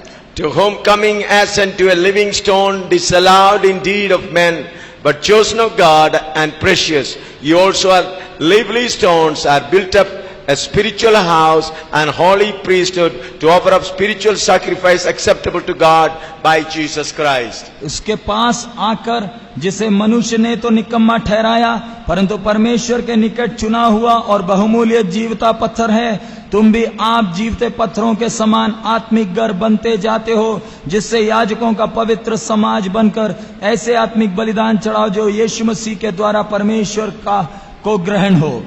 ਜਿਹਦੇ ਕੋਲ ਤੁਸੀਂ ਆਏ ਹੋ, ਜਾਣੋ ਇੱਕ ਜਿਉਂਦੇ ਪੱਥਰ ਕੋਲ, ਜਿਹੜਾ ਮਨੁੱਖਾਂ ਕੋਲੋਂ ਤਾਂ ਰੱਦਿਆ ਗਿਆ, ਪਰੰਤੂ ਪਰਮੇਸ਼ਰ ਦੇ ਭਾਣੇ ਚੁਣਿਆ ਹੋਇਆ ਅਤੇ ਅਮੋਲਕ ਹੈ। ਤੁਸੀਂ ਆਪ ਵੀ ਜਿਉਂਦੇ ਪੱਥਰਾਂ ਦੀ ਨਿਆਈ ਹੋ ਕੇ ਆਤਮਿਕ ਘਰ ਉਸਰਦੇ ਜਾਓ, ਭਈ ਜਾਜਕਾਂ ਦੀ ਪਵਿੱਤਰ ਮੰਡਲੀ ਬਣੋ, ਤਾਂ ਜੋ ਤੁਸੀਂ ਉਹ ਆਤਮਿਕ ਬਲੀਦਾਨ ਚੜਾਓ ਜਿਹੜੇ ਯਿਸੂ ਮਸੀਹ ਦੇ ਰਾਹੀਂ ਪਰਮੇਸ਼ਰ ਨੂੰ ਭਾਉਂਦੇ ਹਨ। Jesus Christ is the cornerstone. प्रभु यीशु मसीह कोने का सिरे का पत्थर है। ਪ੍ਰਭੂ ਯਿਸੂ ਮਸੀਹ ਖੂੰਜੇ ਦਾ ਪੱਥਰ ਹੈ। And along with him the foundation stones of apostles and prophets. और उसके साथ साथ प्रेरितों और भविष्यद्वक्ताएं मिलकर बुनियाद के पत्थर हैं। ਔਰ ਉਸ ਦੇ ਨਾਲ ਰਸੂਲ ਅਤੇ ਨਬੀ ਉਹ ਵੀ ਨੀਂਹ ਦੇ ਪੱਥਰ ਹਨ। And you and I are the stones upon it. और आप और मैं उसके ऊपर के पत्थर हैं। ਅਸੀਂ ਅਤੇ ਮੈਂ ਅਤੇ ਤੁਸੀਂ ਉਸ ਦੇ ਉੱਪਰ ਦੇ ਪੱਥਰ ਹਾਂ। Let us look at how is the cornerstone. हम जरा वो कोने के सिरे के पत्थर को जरा देखें। ਅਸੀਂ ਉਸ ਖੂੰਜੇ ਦਾ ਜੋ ਪੱਥਰ ਹੈ ਉਸ ਦੇ ਬਾਰੇ ਥੋੜਾ ਵੇਖੀਏ। Isaiah chapter 28 verse 16. यशायाह 28 उसका 16वां वचन। ਯਸ਼ਾਇਆ ਉਸ ਦਾ 28 ਦੇ ਉਸ ਦੀ 16 ਆਇਤ। Therefore thus saith the Lord God, behold, I lay in Zion for a foundation, a stone, a tried stone, a precious cornerstone, a sure foundation. He that believeth shall not make haste. इसलिए प्रभु यहोवा यूं कहता है, देखो मैंने सियोन में नींव का एक पत्थर रखा है, एक परखा हुआ पत्थर, कोने का अनमोल और अति दृढ़ नींव के योग्य पत्थर, और जो कोई विश्वास रखे वह उतावली ना करेगा। ਇਸ ਲਈ ਪ੍ਰਭੂ ਯਹੋਵਾ ਫਰਮਾਉਂਦਾ ਹੈ, ਵੇਖੋ ਮੈਂ ਸਿਯੋਨ ਵਿੱਚ ਇੱਕ ਪੱਥਰ, ਇੱਕ ਪਰਖਿਆ ਹੋਇਆ ਪੱਥਰ, ਇੱਕ ਅਮੋਲਕ ਖੂੰਜੇ ਦਾ ਪੱਥਰ, ਪੱਕੀ ਨੀਂਹ ਦਾ ਧਰਦਾ ਹਾਂ, ਜਿਹੜਾ ਪ੍ਰਤੀਤ ਕਰਦਾ ਉਹ ਕਾਲੀ ਨਹੀਂ ਕਰੇਗਾ। This is New Jerusalem. ये नया यरूशलेम है। ਇਹ ਨਵਾਂ ਯਰੂਸ਼ਲਮ ਹੈ। The cornerstone is Jesus Christ. कोने का सिरे का पत्थर प्रभु यीशु मसीह है। ਖੂੰਜੇ ਦੇ ਸਿਰੇ ਦਾ ਪੱਥਰ ਜੋ ਪ੍ਰਭੂ ਯਿਸੂ ਮਸੀਹ ਹੈ। And that cornerstone is a tried or tested stone. और ये कोने का सिरे का पत्थर परखा हुआ पत्थर है। ਔਰ ਜੋ ਖੂੰਜੇ ਦੇ ਸਿਰੇ ਦਾ ਪੱਥਰ ਹੈ ਉਹ ਪਰਖਿਆ ਹੋਇਆ ਪੱਥਰ ਹੈ। So every stone that comes along with that also should be tried and tested. इसलिए अति आवश्यक है बाकी जो भी पत्थर उसके साथ लगाए जाए वो परखे जाएं। ਔਰ ਇਸ ਲਈ ਅति ਜ਼ਰੂਰੀ ਹੈ ਬਾਕੀ ਜੋ ਵੀ ਪੱਥਰ ਉਸ ਦੇ ਉੱਤੇ ਲਾਏ ਜਾਣ ਉਹ ਵੀ ਪਰਖੇ ਜਾਣ। How Jesus Christ was tested? प्रभु यीशु को कैसे परखा गया था? ਪ੍ਰਭੂ ਯਿਸੂ ਮਸੀਹ ਨੂੰ ਕਿਵੇਂ ਪਰਖਿਆ ਗਿਆ ਸੀ? Hebrew chapter 2 verse 10. इब्रानियों की पत्री दूसरा अध्याय 10वां वचन। ਔਰ ਇਬਰਾਨੀਆਂ ਦੀ ਪੱਤਰੀ ਉਸ ਦਾ 2 ਅਧਿਆਇ ਉਸ ਦੀ 10 ਆਇਤ। For it became him for whom are all things and by whom are all things, in bringing many sons into glory, to make the captain of their salvation perfect through suffering. क्योंकि जिसके लिए सब कुछ है और जिसके द्वारा सब कुछ है, उसे यही अच्छा लगा कि जब वह बहुत से पुत्रों को महिमा में पहुंचाए तो उनके उद्धार के कर्ता को दुख उठाने के द्वारा सिद्ध करे। ਜਿਹਦੇ ਲਈ ਸਭੋ ਕੁਝ ਹੈ ਅਤੇ ਜਿਹਦੇ ਰਾਹੀਂ ਸਭੋ ਕੁਝ ਹੋਇਆ, ਉਸ ਨੂੰ ਯੋਗ ਸੀ ਭਈ ਬਹੁਤਿਆਂ ਪੁੱਤਰਾਂ ਨੂੰ ਤੇਜ ਵਿੱਚ ਲਿਆਉਂਦਿਆਂ ਉਹਨਾਂ ਦੇ ਮੁਕਤੀ ਦੇਣ ਵਾਲੇ ਆਗੂ ਨੂੰ ਦੁੱਖਾਂ ਦੇ ਦੁਆਰਾ ਸੰਪੂਰਨ ਕਰੇ। Here we read Christ was made perfect through suffering. यहाँ पर हम पढ़ते हैं मसीह यीशु कष्टों के द्वारा सिद्ध हुआ। ਇੱਧਰ ਅਸੀਂ ਪੜ੍ਹਦੇ ਹਾਂ ਕਿ ਮਸੀਹ ਯਿਸੂ ਦੁੱਖਾਂ ਦੇ ਦੁਆਰਾ ਸੰਪੂਰਨ ਹੋਇਆ। There come a question, was there any human nature in Christ? तब एक सवाल उठता है, क्या मसीह यीशु में कोई मानुषिक स्वभाव था? ਕਿ ਫਿਰ ਕੀ ਸਵਾਲ ਉੱਠਦਾ ਹੈ ਕਿ ਪ੍ਰਭੂ ਯਿਸੂ ਮਸੀਹ ਦੇ ਵਿੱਚ ਕੋਈ ਮਨੁੱਖੀ ਸੁਭਾਅ ਸੀ? In him there was no human nature. प्रभु यीशु में मानुषिक स्वभाव कुछ नहीं था, ਪ੍ਰਭੂ ਯਿਸੂ ਮਸੀਹ ਦੇ ਵਿੱਚ ਮਨੁੱਖੀ ਸੁਭਾਅ ਕੁਝ ਨਹੀਂ ਸੀ, But he was totally human, totally divine person. वो पूरा रीति से मनुष्य और पूरा रीति से ईश्वरीय व्यक्ति था। ਔਰ ਉਹ ਪੂਰੀ ਰੀਤੀ ਦੇ ਨਾਲ ਉਹ ਮਨੁੱਖ ਸੀ ਅਤੇ ਪੂਰਾ ਹੀ ਪਰਮੇਸ਼ਰ ਸੀ। But as a human being, लेकिन एक मनुष्य होने के नाते, ਇਸ ਮਨੁੱਖ ਹੋਣ ਦੇ ਨਾਤੇ just like as he lived as a human being, वो मनुष्य की तरह इस पृथ्वी में रहा। ਉਹ ਮਨੁੱਖ ਦੀ ਤਰ੍ਹਾਂ ਇਸ ਧਰਤੀ ਤੇ ਰਿਹਾ। like a man he ate, like a man he moved around, like a man he worked. एक मनुष्य की तरह वो खाना खाए, एक मनुष्य की तरह वो जिए, एक मनुष्य की तरह उन्होंने काम किया। ਔਰ ਉਹ ਮਨੁੱਖ ਦੀ ਤਰ੍ਹਾਂ ਉਹਨੇ ਖਾਣਾ ਖਾਦਾ, ਮਨੁੱਖ ਦੀ ਤਰ੍ਹਾਂ ਉਹ ਜੀਆ, ਮਨੁੱਖ ਦੀ ਤਰ੍ਹਾਂ ਉਹ ਚੱਲਦਾ ਰਿਹਾ। Like a man, he becomes tired and he needed sleep. एक मनुष्य की तरह वो उनका शरीर थक गया और वो सोए भी हैं। ਔਰ ਇੱਕ ਮਨੁੱਖ ਦੀ ਤਰ੍ਹਾਂ ਉਹਦਾ ਸਰੀਰ ਥੱਕ ਗਿਆ, ਉਹ ਸੌਂ ਵੀ ਗਿਆ। So like that, as in the human body, he suffered all these things. और एक मनुष्य की तरह मनुष्य के शरीर में होने के कारण वो ये सब बातों को सहे। ਔਰ ਉਸਨੇ ਮਨੁੱਖ ਦੀ ਤਰ੍ਹਾਂ ਮਨੁੱਖ ਦੇ ਸਰੀਰ ਵਿੱਚ ਹੋਣ ਦੇ ਕਾਰਨ ਮਨੁੱਖ ਵਾਂਗ ਸਾਰੀਆਂ ਗੱਲਾਂ ਸਹੀਆਂ। Then Hebrew chapter 5 verse 7 to 9.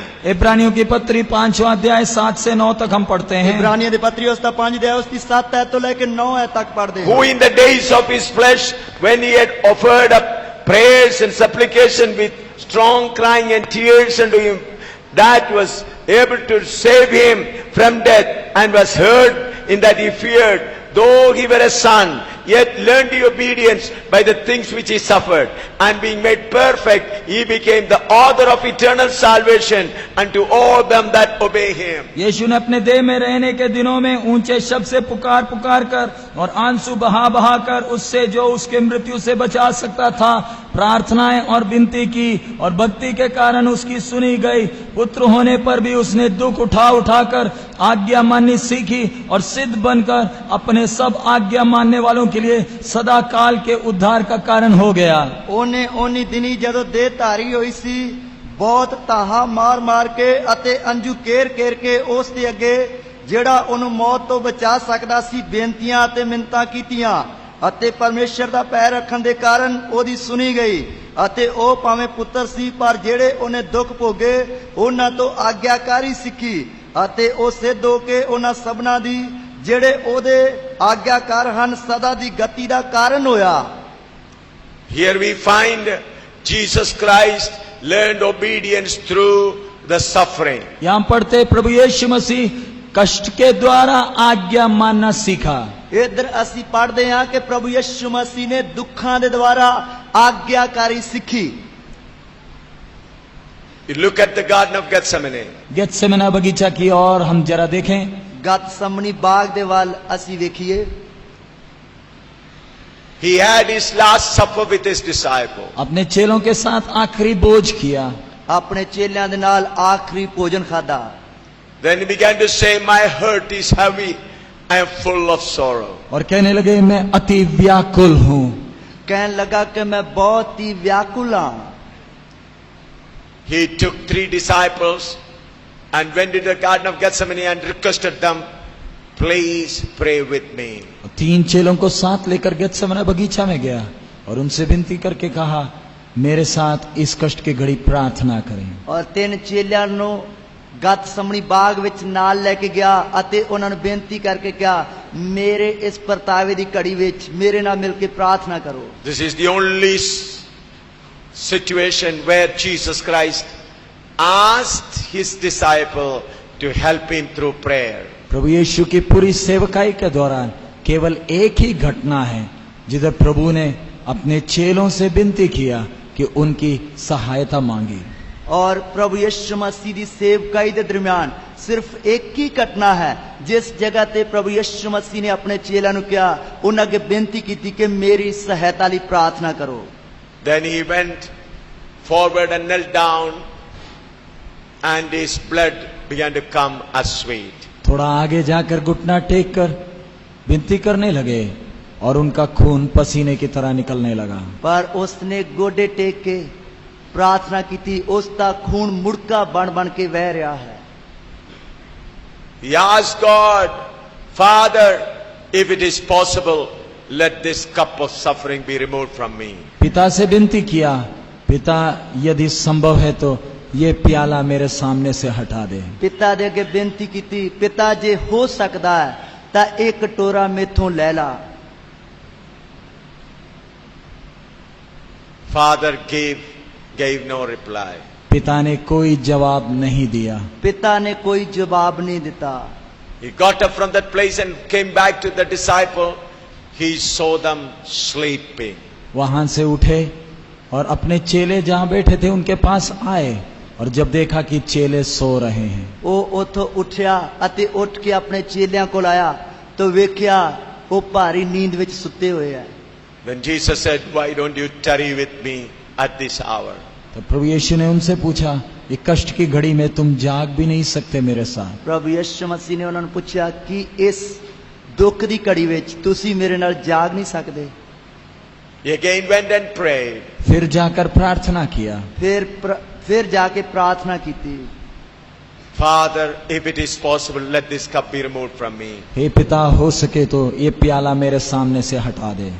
हे ਪਿਤਾ ਜੇ ਹੋ ਸਕਦਾ ਹੈ ਤਾਂ ਇਹ ਪਿਆਲਾ ਮੇਰੇ ਕੋਲੋਂ ਹਟਾ ਦੇ। No answer. कोई जवाब नहीं। ਕੋਈ ਉੱਤਰ ਨਹੀਂ ਆਇਆ। He came back and saw his disciples still sleeping. वापस आकर देखे तो अपने चेले फिर सो रहे हैं। और वापस आके वेख्या तो उसके चेले फिर सुते हुए हैं। Again he went and prayed. फिर जाकर प्रार्थना किया। फिर जाके प्रार्थना की थी, Father, if it is your will, let this will be done. Let this cup be removed. पिता, अगर हो सके तो ये प्याला मेरे सामने से हटा दो। पिता जे हो सकता है तो ये प्याला मेरे सामने हटा दे। No answer from the Father. पिता से कोई जवाब नहीं। पिता तो कोई भी उत्तर नहीं आया। Please don't think that Jesus was worried about the pain of the nail wound and the pain of the head wounds. आपके मन में ऐसा विचार नहीं आना चाहिए कि वो जो मार पड़ने जा रही है, जो जख्म लगने जा रहे हैं, जो कील ठोके जाएंगे, वो दर्द को याद कर कर यीशु परेशान हो रहा है। और ताडे मन विच ये सोच विचार नहीं आना कि जो यीशु मसीह ਨੂੰ मार कुट पैन जा रही है, किल ठुकन जा रहे हैं, उसके कारण यीशु परेशान हो रहा है। Don't think that Jesus Christ was crying because of the pain of the nailing. जो कील ठोके जाएंगे उसके दर्द के कारण यीशु रो रहा है कर कर विचार आपके मन में नहीं आना। और जो किल ठोक दे वक्त जो दर्द होगी उस दर्द दे कारण यीशु रो रहा करके ये ताड़े मन विच विचार नहीं आना। In my personal experience, how many times people have beaten me, blood flowed, but I did not feel pain. मेरे शरीर में कितने बार मेरे को सतावट सहा, मेरे को बुरी तरह मारा गया, मेरे मुंह से खून तक निकला, लेकिन मुझे कभी दर्द नहीं लगा। पर मेरे जीवन विच बहुत बार मैनू मारिया कुटिया गया, मेरे मुंह विचों खून भी वगया, पर मैनू कदे दर्द महसूस नहीं हुई। Recently, when I was beaten in Jagadri, when they continued to kick on, they beaten me and I fell down and they dragged me and then they began to kick me again, and while they were stripping me, I thought my soul and my life is going out. कुछ महीनों पहले जब मुझे जगाधरी में मारा पीटा गया, बुरी तरह जब मार रहे थे और फिर मेरे कपड़े निकाल रहे थे, मुझे ऐसे लगा मेरी आत्मा मेरे अंदर से निकल रही है। और कुछ महीने पहला जब जगाधरी विच मैनू बहुत बुरी तरह मार कुट कर रहे सी, मेरे कपड़े ला रहे सी, तद मैनू इस तरह लगा कि मेरी आत्मा मेरे अंदरों निकल रही है। Then I just opened my mouth like this, and I thought everything gone out. मेरा मुंह खुल गया और मैंने यही सोचा, बस मेरी आत्मा जा रही है। और मेरा एकदम मुंह खुल गया और मैं यही सोचा कि मेरी आत्मा बस मेरे विचों निकल रही है। When the crowd hit on me head and kicked me, beat on my chest and fell down, I did not cry. और जब भीड़ ने मुझे सिर पर मारा, मेरे छाती पर मारा, मैं नीचे गिर गया, लेकिन मैं रोया नहीं। जदों भीड़ ने इकट्ठे होके मेरे सिर ते मारिया, मेरी छाती ते मारिया, मैं थल्ले डिग पिया पर रोया नहीं। When they were dragging me catching hold of my leg, one leg, then also I did not cry. मेरे पैर को पकड़कर जब वो मुझे घसीट रहे थे तब भी मैं रोया नहीं। मेरे पैर जद मेरे पैरां तो फड़ के मैनू खिंच रहे सी, घसीट रहे सी, तद भी मैं रोया नहीं। They dragged me to a distance. थोड़े दूरी तक मुझे घसीट कर ले गए। थोड़ी दूर तक मैनू घसीट के ले गए। And at that time also they were kicking on my chest and doing everything. और जब घसीट रहे थे तब भी मेरे छाती पर मार रहे थे, बहुत बुरा व्यवहार कर रहे थे। और जदों मैनू घसीट के लेके जा रहे सी तद भी मेरी छाती दे उत्ते ओ मारी कुटी जांदे सी, बहुत बुरी तरह व्यवहार कर रहे सी। At that time also I did not cry. उस समय मैं नहीं रोया। उस समय मैं नहीं रोया।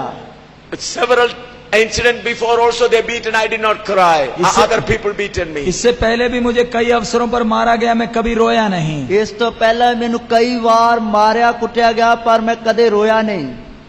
From this experience I can say Jesus was not crying or Jesus was not afraid of the pain. और इस अनुभव से मैं बता सकता हूं कि प्रभु यीशु मसीह जो मार पड़ने जा रही है उससे डर कर नहीं रो रहा है। और इस तजर्बे दे नाल मैं कह सकदा कि प्रभु यीशु मसीह नु जो मार कुट पैण जा रही है उस दे कारण वो नहीं रो रहा। Though it is not very clearly given in the scripture, but when we study and compare it from Psalms and other place, I believe Jesus Christ in the spirit experienced hellfire. बेशक वचन में इसको स्पष्ट नहीं दिया गया है, लेकिन भजन संगीता के साथ और वचनों को जब हम एक साथ रखकर पढ़ते हैं तो मुझे लगता है कि उस गेत्सेमने बगीचा के प्रार्थना के घड़ी के समय प्रभु यीशु नरक की आग की वो जलन को महसूस कर रहा है। और मैं जद बेशक इस गल नूं वचन विच स्पष्ट तरीके दे नाल नहीं दस्या गया है, पर जद इन्हां वचनां दे नाल जबूरां विच जो वचन लिखे है और भी कई जगह ते लिखे है, इन्हां नूं जोड़ के जद पढ़दे हां तद पता लगदा प्रभु यीशु मसीह आउण वाले दुखां दे कारण नहीं रो रहा, सगों कि नरक दी अग दी जो दर्द है, पीड़ है, उस नूं वेखदे होए रो रहा है। See, in the Psalms, we didn't have enough time to go through all this. In the Psalm and other places, when we read and connect it, we can find Jesus Christ experienced the seriousness, the burning of the hellfire during that time. और भजन संगीता का जो वचन हम लेकर देखें और बाकी वचनों को देखें तो उस समय यीशु मसीह बगीचा में प्रार्थना करते समय नरक की आग की उस गंभीरता को, उस दर्द को, उस वेदना को महसूस कर रहा है। और जद असीं ज़बूरां विच ते बाकी वचनां नूं पढ़दे हां ते गेत्सेमने बाग विच प्रभु यीशु मसीह जो नरक दी अग दा जो पीड़ा है, दर्दां हन, गंभीरता है, उस नूं सहंदे होए रो रहा है। That's why from the cross he says, Father, Father, why thou hast forsaken me? इसलिए क्रूस पर से प्रभु चिल्ला कर पुकार रहे, हे पिता तूने मुझे क्यों त्याग दिया है। इसलिए प्रभु यीशु मसीह सलीब तो सलीब दे उत्ते लटकिया होया पुकार। Soldiers beating him, he did not cry. जब पिलातुस के सिपाही उसे मार रहे थे तब वो नहीं रोए। जद पिलातुस दे सिपाही उसनु मार दे कुटदे सन तां वो नहीं रोया। But after he had his last supper, his divine personality was separated. लेकिन आखिरी भोज चेलों के साथ करने के पश्चात उसका ईश्वरीय स्वभाव उनसे हट गया। आखिरी भोजन जद उसने चेलियां दे नाल, ईश्वरीय व्यक्तित्व उनसे हट गया। जद उसने आखिरी भोजन अपने चेलियां दे नाल कीता, उस तो बाद उस दे अंदर जो परमेश्वर दा स्वरूप सी, व्यक्तित्व सी, उस दे विचों हट गया। In Jesus Christ we find two personality. प्रभु यीशु में हम दो व्यक्तित्व को देखते हैं। प्रभु यीशु मसीह दे विच असीं दो व्यक्तित्व देखदे हां। One is human personality, another is divine personality. एक मनुष्य का व्यक्तित्व, दूसरा ईश्वरीय व्यक्तित्व। एक मनुष्य दा व्यक्तित्व, दूसरा परमेश्वर दा व्यक्तित्व। So when after he had his last supper, when all the sin of the mankind came upon him, his divine personality left it. All the divine personality was separated from him. आखिरी भोज करने के बाद जब सारे जगत का पाप उनके ऊपर लादा गया है, ईश्वरीय व्यक्तित्व उनसे हट गया है। आखिरी भोजन करन तो बाद जब पूरे जगत दा पाप उस ते लद्या गया, तो ਉਸ ਦੇ ਅੰਦਰੋਂ ਪਰਮੇਸ਼ਰ ਦਾ ਵਿਅਕਤਿਤਵ ਜੋ ਸੀ ਉਹ ਹਟ ਗਿਆ। The moment the divine person left him, he began to experience the lake of fire. जिस समय ईश्वरीय व्यक्तित्व हट गया तब नरक की आग की वो वेदना को महसूस करने लगे। ਔਰ ਜਦ ਉਸ ਦੇ ਅੰਦਰੋਂ ਪਰਮੇਸ਼ਰ ਦਾ ਸਰੂਪ ਸਮਾਨਤਾ ਹਟ ਗਿਆ ਤਦ ਉਹ ਨਰਕ ਦੀ ਅੱਗ ਦੀਆਂ ਪੀੜਾਂ ਦੀ ਜੋ ਹੈ ਉਹਨਾਂ ਨੂੰ ਚੱਲ ਰਿਹਾ ਹੈ।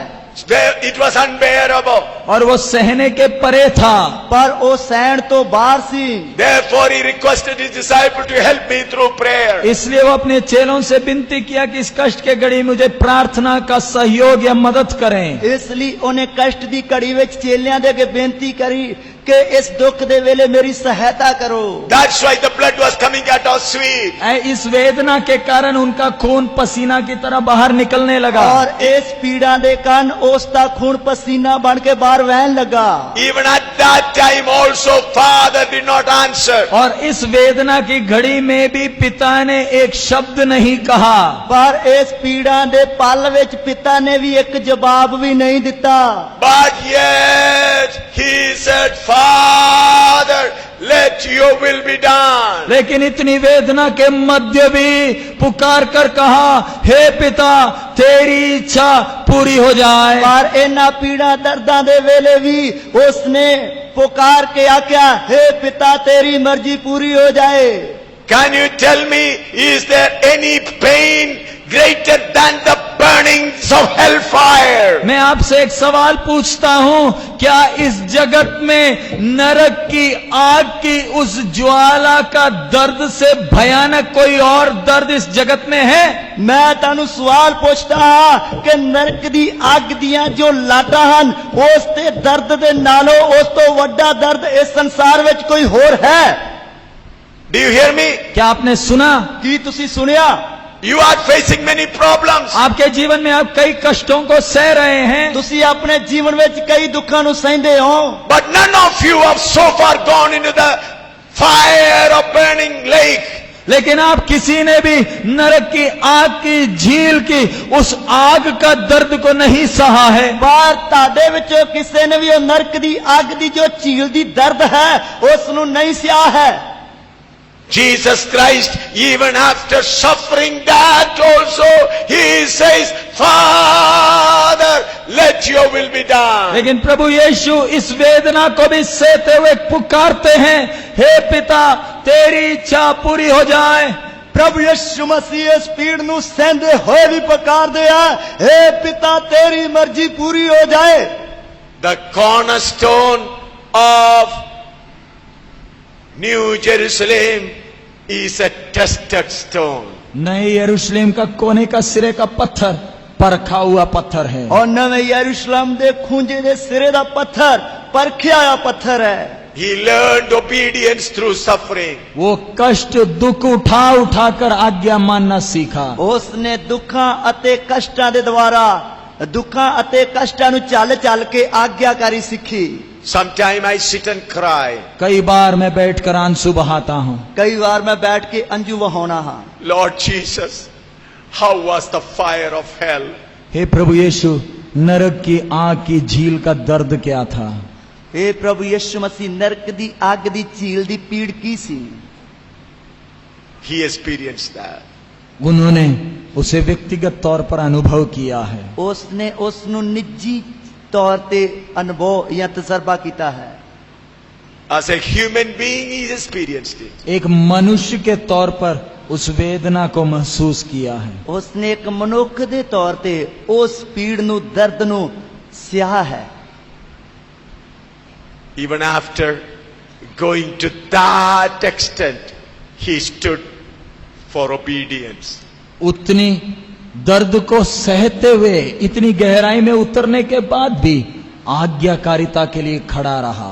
पर इन्नी दर्द नु सहंदे होए इन्नी गहराई विच उतरन दे बावजूद भी वो आज्ञाकारी ते खड़ा होया है।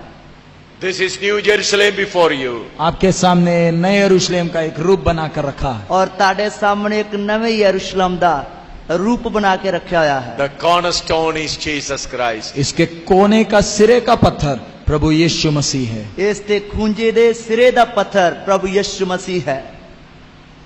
You and I are upon it. आप और मैं उस सिरे के पत्थर के ऊपर के पत्थर हैं। ਔਰ ਮੈਂ ਅਤੇ ਤੁਸੀਂ ਇਸ ਖੂੰਜੇ ਦੇ ਸਿਰੇ ਦਾ ਜੋ ਪੱਥਰ ਹੈ ਉਸ ਦੇ ਉੱਪਰ ਦੇ ਪੱਥਰ ਹਾਂ। If this cornerstone is a tested stone, you must also be a tested one. अगर एक कोने का सिरे का पत्थर परखा हुआ है तो आपको और मुझे भी परखा हुआ होना है। ਜੇਕਰ ਖੂੰਜੇ ਦੇ ਸਿਰੇ ਦਾ ਪੱਥਰ ਪਰਖਿਆ ਹੋਇਆ ਹੈ ਤੇ ਫਿਰ ਮੈਨੂੰ ਅਤੇ ਤੁਹਾਨੂੰ ਵੀ ਪਰਖਿਆ ਜਾਣਾ ਹੈ। If Jesus learned obedience through suffering, how we must learn obedience through suffering. अगर प्रभु यीशु दुख उठा कर आज्ञा मानना सीखा तो मुझे और आपको भी कितना दुख उठाकर आज्ञा मानना सीखना है। ਜੇ ਪ੍ਰਭੂ ਯਿਸੂ ਮਸੀਹ ਨੇ ਦੁੱਖ ਕਸ਼ਟ ਚੱਲ ਕੇ ਹੁਕਮ ਮੰਨਣਾ ਸਿੱਖਿਆ ਤੇ ਸਾਨੂੰ ਵੀ ਹੁਕਮ ਮੰਨਣ ਦੇ ਲਈ ਕਿੰਨਾ ਦੁੱਖ ਚੱਲ ਕੇ ਹੁਕਮ ਮੰਨਣਾ ਸਿੱਖਣਾ A ਪਏਗਾ। sinless person learned obedience through suffering. How we sinful people should learn obedience through suffering. वो व्यक्ति जिसमें कोई पाप का अंश तक नहीं था, अगर उसने दुख उठा कर आज्ञा मानना सीखा तो हम जो पापी थे हमें कितना दुख उठा कर कष्ट आज्ञा मानना सीखना पड़ेगा। ਉਹ ਵਿਅਕਤੀ ਜਿਸ ਦੇ ਅੰਦਰ ਥੋੜਾ ਵੀ ਪਾਪ ਨਹੀਂ ਸੀ ਉਸ ਵਿਅਕਤੀ ਨੇ ਦੁੱਖ ਚੱਲ ਕੇ ਹੁਕਮ ਮੰਨਣਾ ਸਿੱਖਿਆ। ਅਸੀਂ ਜੋ ਪੂਰੇ ਦੇ ਪੂਰੇ ਪਾਪੀ ਹਾਂ ਫਿਰ ਸਾਨੂੰ ਕਿੰਨਾ ਦੁੱਖ ਚੱਲ ਕੇ ਹੁਕਮ ਮੰਨਣਾ ਸਿੱਖਣਾ ਪਏਗਾ। Hebrew chapter 12 verse 18 to 24. इब्रानियों की पत्री 12 अध्याय 18 से 24 तक। ਇਬਰਾਨੀਆਂ ਦੀ ਪੱਤਰੀ ਉਸ ਦਾ 12 ਅਧਿਆਇ ਉਸ ਦੀ 18 ਤੋਂ ਲੈ ਕੇ 24 ਐਤ ਤੱਕ। In order to save time, please read in Hindi and Punjabi only. समय बचाने के लिए हिंदी और पंजाबी में इब्रानी 12 18 से 24 तक। Hebrew 12 18 to 24. ਇਬਰਾਨੀਆਂ ਦੀ ਪੱਤਰੀ ਉਸ ਦਾ 12 ਅਧਿਆਇ ਉਸ ਦੀ 18 ਤੋਂ ਲੈ ਕੇ 24 ਐਤ ਤੱਕ। तुम तो उस पहाड़ के पास जो छुआ जा सकता था और आग से प्रज्वलित था और काली घटा और अंधेरा और आंधी के पास और तुरी की ध्वनि और बोलने वाले के ऐसे शब्द के पास नहीं आए जिसके सुनने वालों ने विनती की कि अब हमसे और बातें ना की जाए, क्योंकि वह उस आज्ञा को ना सह सके। यदि कोई पशु भी पहाड़ को छुए तो उस पर पथराव किया जाए। और वह दर्शन ऐसा डरावना था कि मूसा ने कहा, मैं बहुत डरता और कांपता हूँ। पर तुम सियोन के पहाड़ के पास और जीवते परमेश्वर के नगर स्वर्गीय यरूशलेम के पास और लाखों स्वर्गदूतों और उन पहलोटों की साधारण सभा और कलीसिया जिनके नाम स्वर्ग में लिखा हुआ है और सबके न्याय परमेश्वर के पास और सिद्ध किए हुए धर्मियों की आत्माएं और नई वाचा के मध्यस्थ यीशु और छिड़काव के उस लहू के पास आए हो जो हाबिल के लहू से उत्तम बातें कहता है। ਤੁਸੀਂ ਤਾਂ ਉਸ ਪਹਾੜ ਕੋਲ ਨਹੀਂ ਆਏ ਹੋ ਜਿਹਨੂੰ ਹੱਥ ਲਾਇਆ ਜਾਵੇ, ਜਿਹੜਾ ਅੱਗ ਨਾਲ ਬਲ ਉੱਠਿਆ, ਨਾ ਕਾਲੇ ਬੋਲੇ, ਨਾ ਹਨੇਰੇ ਕੁੱਪ, ਨਾ ਝੱਖੜ ਝੋਲੇ, ਨਾ ਤੁਰੀ ਦੇ ਸ਼ਬਦ, ਨਾ ਗੱਲਾਂ ਦੀ ਆਵਾਜ਼ ਕੋਲ, ਜਿਹਦੇ ਸੁਣਨ ਵਾਲਿਆਂ ਨੇ ਅਰਦਾਸ ਕੀਤੀ ਭਈ ਹੋਰ ਬਚਨ ਸਾਨੂੰ ਨਾ ਆਖਿਆ ਜਾਵੇ, ਕਿਉਂ ਜੋ ਉਹ ਉਸ ਹੁਕਮ ਨੂੰ ਸਹਾਰ ਨਾ ਸਕੇ ਭਾਈ ਜੇ ਪਸ਼ੂ ਵੀ ਪਹਾੜ ਨਾਲ ਲੱਗੇ ਤਾਂ ਪਥਰਾਓ ਕੀਤਾ ਜਾਏ। ਅਤੇ ਉਹ ਜੋ ਦਿਸਿਆ ਸੋ ਅਜਿਹਾ ਭਿਆਨਕ ਸੀ ਜੋ ਮੂਸਾ ਨੇ ਆਖਿਆ ਭਾਈ ਮੈਂ ਬਹੁਤ ਹੀ ਡਰਦਾ ਹਾਂ ਅਤੇ ਥਰ ਕੰਬਦਾ ਹਾਂ। ਸਗੋਂ ਤੁਸੀਂ ਸਿਯੋਨ ਦੇ ਪਹਾੜ ਕੋਲ ਆਏ ਹੋ ਅਤੇ ਅਕਾਲ ਪੁਰਖ ਦੀ ਨਗਰੀ ਸੁਰਗੀ ਯਰੂਸ਼ਲਮ ਕੋਲ ਅਤੇ ਜੋੜ ਮੇਲੇ ਵਿੱਚ ਲੱਖਾਂ ਦੂਤਾਂ ਕੋਲ ਅਤੇ ਪਲੌਟਿਆਂ ਦੀ ਕਲੀਸਿਆ ਕੋਲ ਜਿਹਦੇ ਨਾਂ ਸੁਰਗ ਵਿੱਚ ਲਿਖੇ ਹੋਏ ਹਨ ਅਤੇ ਪਰਮੇਸ਼ਰ ਕੋਲ ਜਿਹੜਾ ਸਭਨਾਂ ਦਾ ਨਿਆਂ ਕਰਨ ਵਾਲਾ ਅਤੇ ਸਿੱਧ ਕੀਤੇ ਹੋਇਆ ਧਰਮੀਆਂ ਦੇ ਆਤਮਿਆਂ ਕੋਲ ਅਤੇ ਯਿਸੂ ਕੋਲ ਜਿਹੜਾ ਨਵੇਂ ਨੇਮ ਦਾ ਵਿਚੋਲਾ ਹੈ ਅਤੇ ਛਿੜਕੇ ਹੋਏ ਲਹੂ ਦੇ ਕੋਲ ਜੋ ਹਾਬਲ ਦੇ ਲਹੂ ਨਾਲੋਂ ਉੱਤਮ ਗੱਲਾਂ ਕਰਦਾ ਹੈ। Many children of God do not know the seriousness of the presence of God. बहुत तेरे विश्वासी भाई बहनों को परमेश्वर की उपस्थिति का गंभीरता नहीं मालूम। ਬਹੁਤ ਸਾਰੇ ਵਿਸ਼ਵਾਸੀ ਭੈਣ ਭਰਾਵਾਂ ਨੂੰ ਪਰਮੇਸ਼ਰ ਦੀ ਜੋ ਮੌਜੂਦਗੀ ਉਪਸਥਿਤੀ ਹੈ ਉਸ ਦੀ ਗਹਿਰਾਈ ਦਾ ਪਤਾ ਨਹੀਂ ਹੈ। Many servants of God also do not know that. बहुत तेरे प्रभु के दासों को भी ये गंभीरता नहीं मालूम। ਬਹੁਤ ਸਾਰੇ ਪ੍ਰਭੂ ਦੇ ਦਾਸਾਂ ਨੂੰ ਵੀ ਇਸ ਗਹਿਰਾਈ ਦਾ ਪਤਾ ਨਹੀਂ ਹੈ।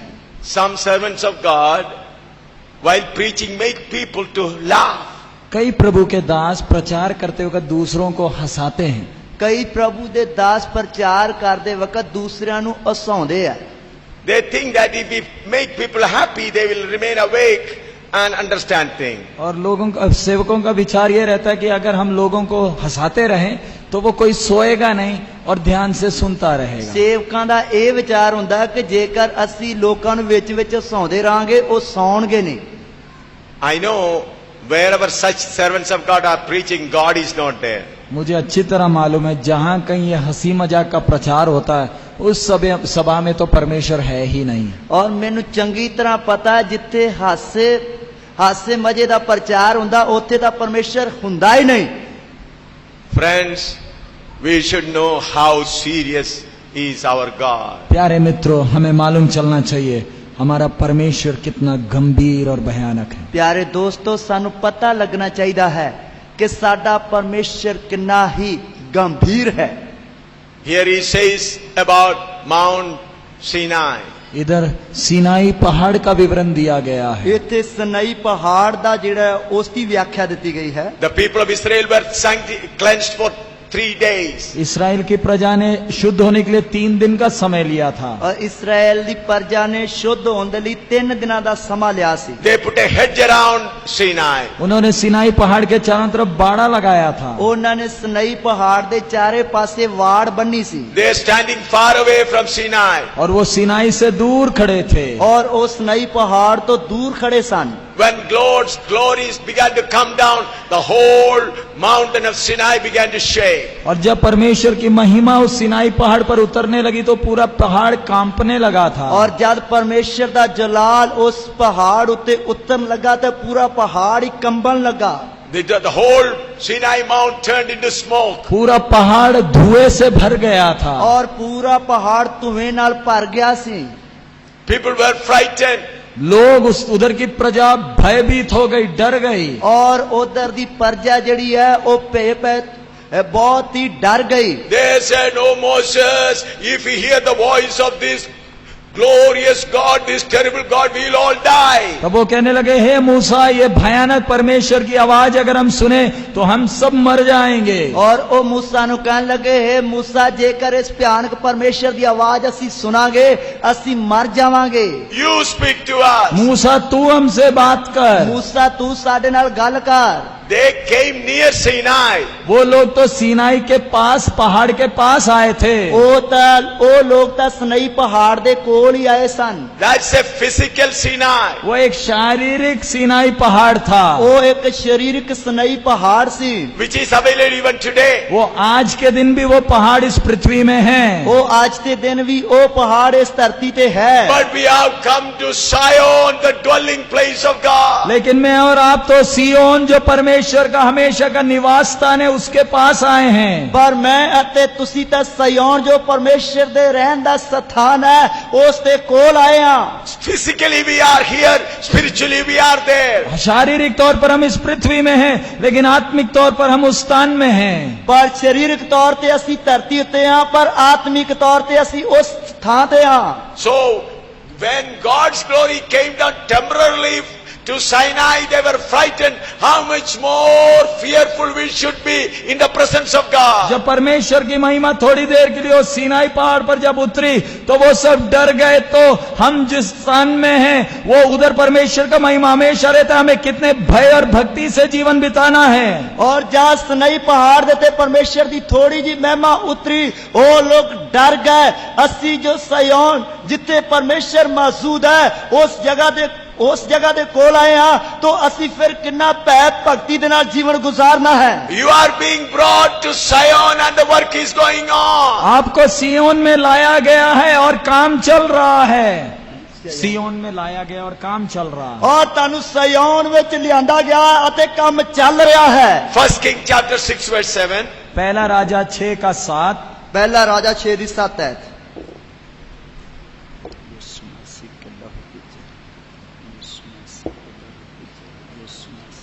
And the house, when it was in building, was built of stone made ready before it was brought thither, so that there was neither hammer nor axe nor any tool of iron heard in the house while it was in building.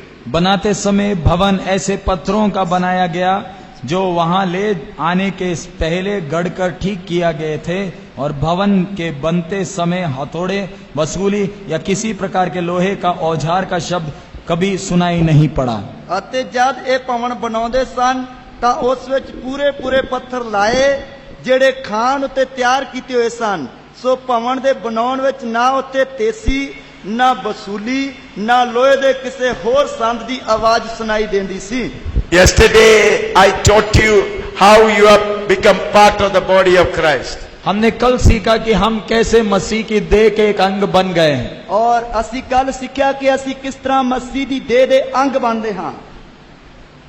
In comparison to that, you and I as living stones are prepared. और उसकी तुलना में मैं और आप जो हैं, हमें इस भवन का एक एक पत्थर के तौर पर तैयार किया जा रहा है। ਉਸ ਦੀ ਤੁਲਨਾ ਵਿੱਚ ਮੈਂ ਅਤੇ ਤੁਸੀਂ ਉਹਨਾਂ ਨੂੰ ਇਸ ਭਵਨ ਦੇ ਤੌਰ ਤੇ ਇੱਕ ਪੱਥਰ ਦੇ ਰੂਪ ਵਿੱਚ ਵਿਖਾਇਆ ਗਿਆ ਹੈ। This is a beautiful stone. ये एक खूबसूरत पत्थर है, ਇਹ ਬਹੁਤ ਹੀ ਸੁੰਦਰ ਪੱਥਰ ਹੈ, But this cannot be kept here. लेकिन उसको इस दीवार में रख नहीं सकते ਪਰ हैं। ਇਸ ਨੂੰ ਇਸ ਦੀ ਕੰਧ ਦੇ ਉੱਤੇ ਰੱਖ ਨਹੀਂ ਸਕਦੇ। This is too big. ये बहुत बड़ा है। ਇਹ ਬਹੁਤ ਵੱਡਾ ਹੈ। And this is another one. ये दूसरा पत्थर है, ਇਹ ਦੂਸਰਾ ਪੱਥਰ ਹੈ। This cannot also be kept here. इसको भी नहीं रख सकते हैं। ਇਸ ਨੂੰ ਵੀ ਨਹੀਂ ਰੱਖ ਸਕਦੇ। This has to be prepared according to the size of the foundation stone. और इन पत्थर को इस भवन के कोने का सिरे का पत्थर की तरह, बुनियाद की पत्थर की तरह तैयार करना है। Look at the size of this. ਇਹਨਾਂ ਪੱਥਰਾਂ ਨੂੰ ਉਸ ਖੂੰਜੇ ਦੇ ਸਿਰੇ ਦੇ ਪੱਥਰ ਦੀ ਤਰ੍ਹਾਂ ਤਿਆਰ ਕਰਨਾ ਹੈ। Look at this stone. इस पत्थर का नाप को जरा देख लें। ਇਸ ਪੱਥਰ ਦੇ ਜਰਾ ਨਾਪ ਨੂੰ ਵੇਖੀਏ। So in the same, this is the cornerstone. ये कोने का सिरे का पत्थर है। ਇਹ ਕੋਨੇ ਦੇ ਸਿਰੇ ਦਾ ਪੱਥਰ ਹੈ। This cannot be kept there. ये बड़ा पत्थर उधर नहीं रख सकते। ਇਹ ਵੱਡਾ ਪੱਥਰ ਉਧਰ ਨਹੀਂ ਰੱਖ ਸਕਦੇ। This is too big. ये बहुत बड़ा है। ਇਹ ਬਹੁਤ ਵੱਡਾ ਹੈ। This is also big. ये भी बड़ा पत्थर ਇਹ है। ਬਹੁਤ ਵੱਡਾ ਪੱਥਰ ਹੈ। But this one is brought to the size. लेकिन ये बिल्कुल ठीक साइज का पत्थर है। ਪਰ ਇਹ ਬਿਲਕੁਲ ਠੀਕ ਨਾਪ ਦਾ ਪੱਥਰ ਹੈ। Like that, one by one, the stones are to be prepared. इसी तरह एक एक करके पत्थरों को तैयार करना है। ਇਸੇ ਤਰ੍ਹਾਂ ਇੱਕ ਇੱਕ ਕਰਕੇ ਪੱਥਰਾਂ ਨੂੰ ਤਿਆਰ ਕਰਨਾ ਹੈ। This has to be prepared in the pit.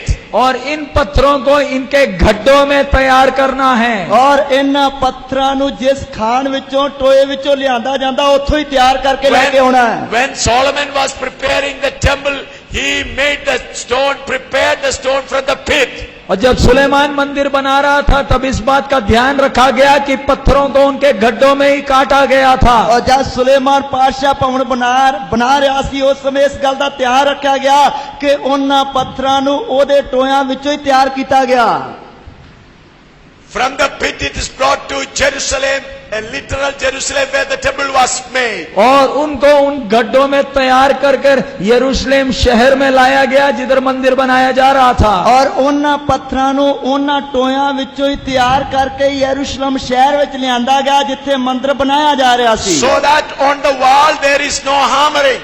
ताकि जब दीवार में पत्थर रखा जाए तो उधर कोई वसूली की आवाज नहीं आ रही। ਤਾਂ ਕਿ ਉੱਥੇ ਜੋ ਦੁਆ ਕੰਧ ਦੇ ਉੱਤੇ ਪੱਥਰ ਲਾਉਂਦੇ ਵਕਤ ਕਿਸੇ ਤੇਸੀ ਜਾਂ ਵਸੂਲੀ ਦੀ ਆਵਾਜ਼ ਨਾ ਆਏ। Just like Solomon's workers prepared the stone in the pit. जिस प्रकार सुलेमान के मिस्त्रियों ने, मजदूरों ने पत्थरों को गड्ढों में तैयार किया, ਜਿਸ ਤਰ੍ਹਾਂ ਸੁਲੇਮਾਨ ਦੇ ਮਿਸਤਰੀਆਂ ਨੇ, ਮਜ਼ਦੂਰਾਂ ਨੇ ਪੱਥਰਾਂ ਨੂੰ ਟੋਇਆਂ ਵਿੱਚੋਂ ਹੀ ਤਿਆਰ ਕੀਤਾ। In the same way we are being prepared.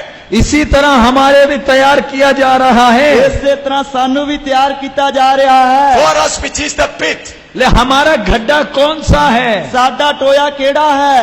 This world is the pit. ये पृथ्वी हमारा गड्ढा है। ਇਹ ਧਰਤੀ ਸਾਡਾ ਟੋਇਆ ਹੈ। Zion is New Jerusalem. सियोन नया यरूशलेम है।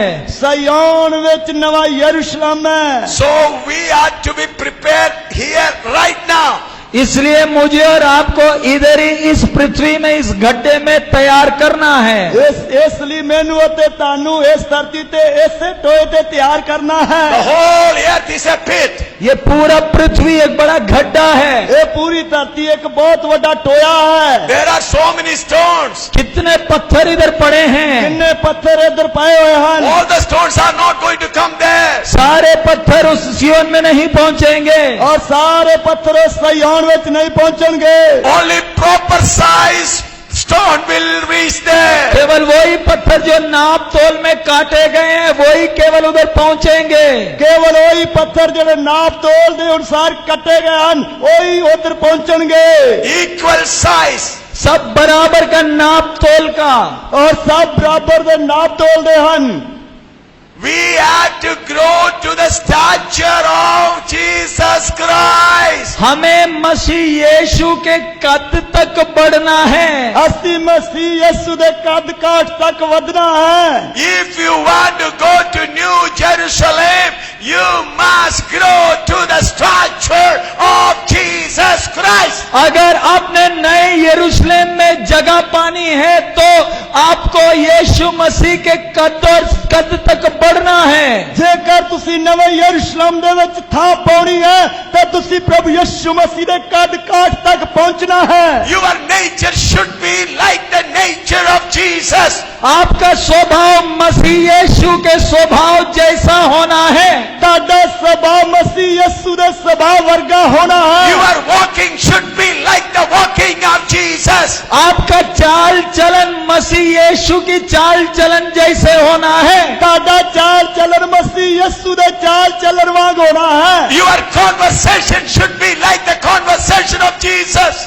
आपका बातचीत मसीह यीशु की बातचीत की तरह होना है। ਤੁਹਾਡੀ ਗੱਲਬਾਤ ਮਸੀਹ ਯਿਸੂ ਦੀ ਗੱਲਬਾਤ ਦੀ ਤਰ੍ਹਾਂ ਹੋਣੀ ਹੈ। Your attachment to the world should be like the attachment of Jesus. आपका संसार के साथ का लगाव मसीह यीशु का संसार के साथ का लगाव की तरह होना है। ਤੁਹਾਡਾ ਸੰਸਾਰ ਦੇ ਨਾਲ ਜੋ ਲਗਾਓ ਹੈ ਮਸੀਹ ਯਿਸੂ ਦਾ ਜੋ ਸੰਸਾਰ ਦੇ ਨਾਲ ਲਗਾਓ ਹੈ ਉਸ ਤਰ੍ਹਾਂ ਦਾ ਹੋਣਾ ਹੈ। That's why in Ephesians 4:11 to 16 we read that everyone may grow to the stature of Christ. इसलिए एफएसी 4:11 से 16 में पढ़ते कि हर एक को मसीह के कद और सिद्धता तक बढ़ना है। और इसलिए अफसियों की पत्री 4:11 तो पढ़ते हैं हर एक ने मसीह के कद काठ तक ਵਧਣਾ है। Friends, if you are little less, you will not reach here. प्यारे मित्र, थोड़ा सा अंश बाकी रह गया तो इस भवन में जगह नहीं पाएंगे। प्यारे दोस्तों, थोड़ा जा भी जो अंश बाकी रह गया तो इस भवन में ਤੁਹਾਨੂੰ ਥਾਂ नहीं मिलेगी। I am a pastor. मैं एक पासवान हूं। मैं एक पासवान हाँ। I am sitting at that gate. मैं गेट में बैठा हूं। मैं दरवाजे में बैठा हाँ। I can look at you and give you baptism and bring you inside here.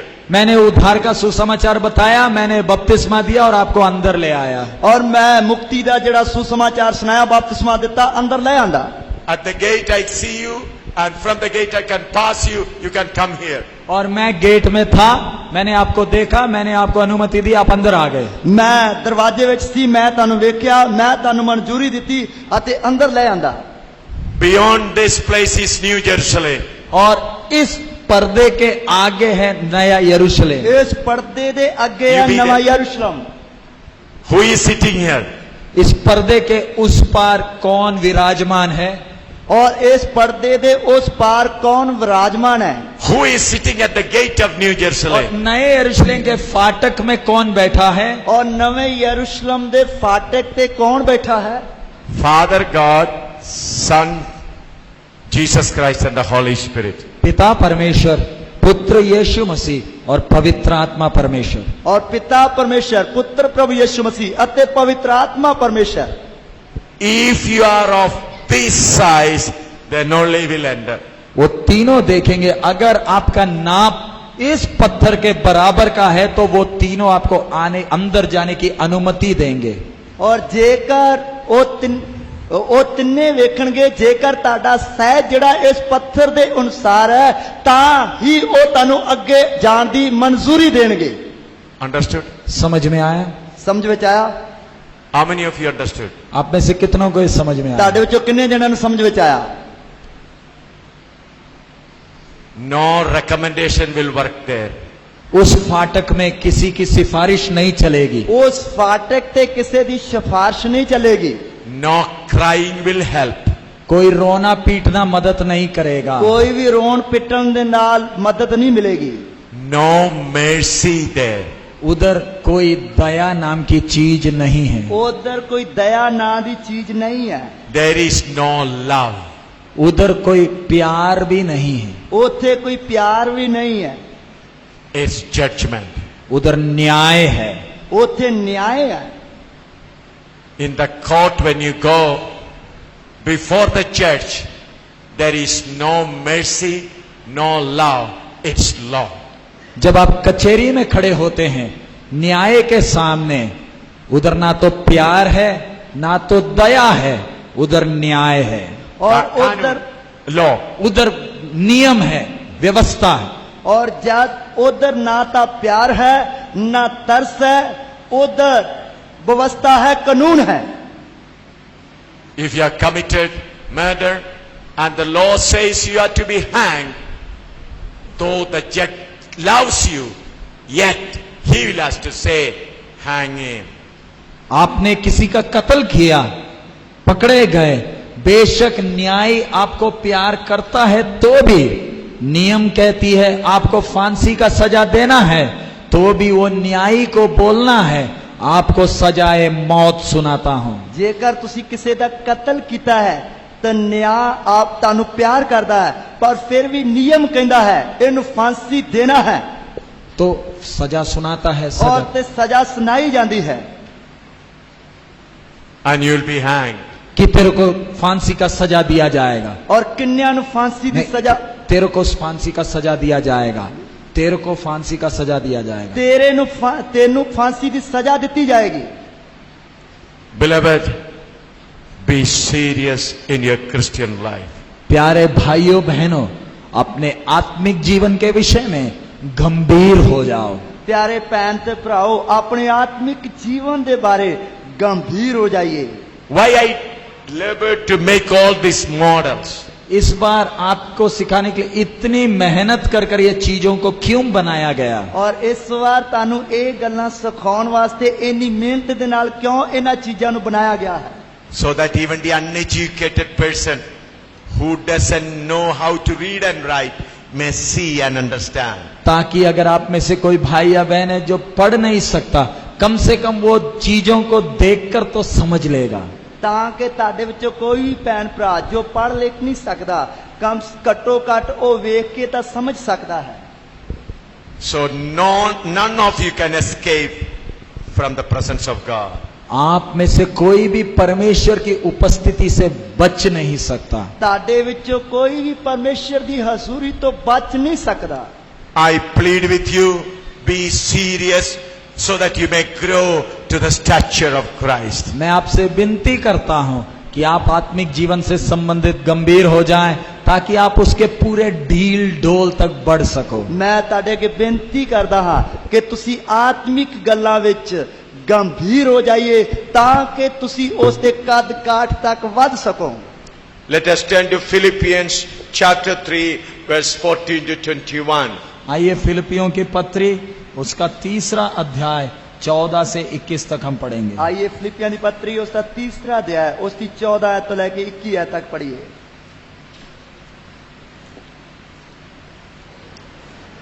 I request all of you to read that. मैं विनती करूंगा फिलिपियों 3रा अध्याय 14 से 21 तक हम सब एक साथ जोर से पढ़ें। Open your Bible, let's all read together. सब लोग अपनी बाइबल खोल लें।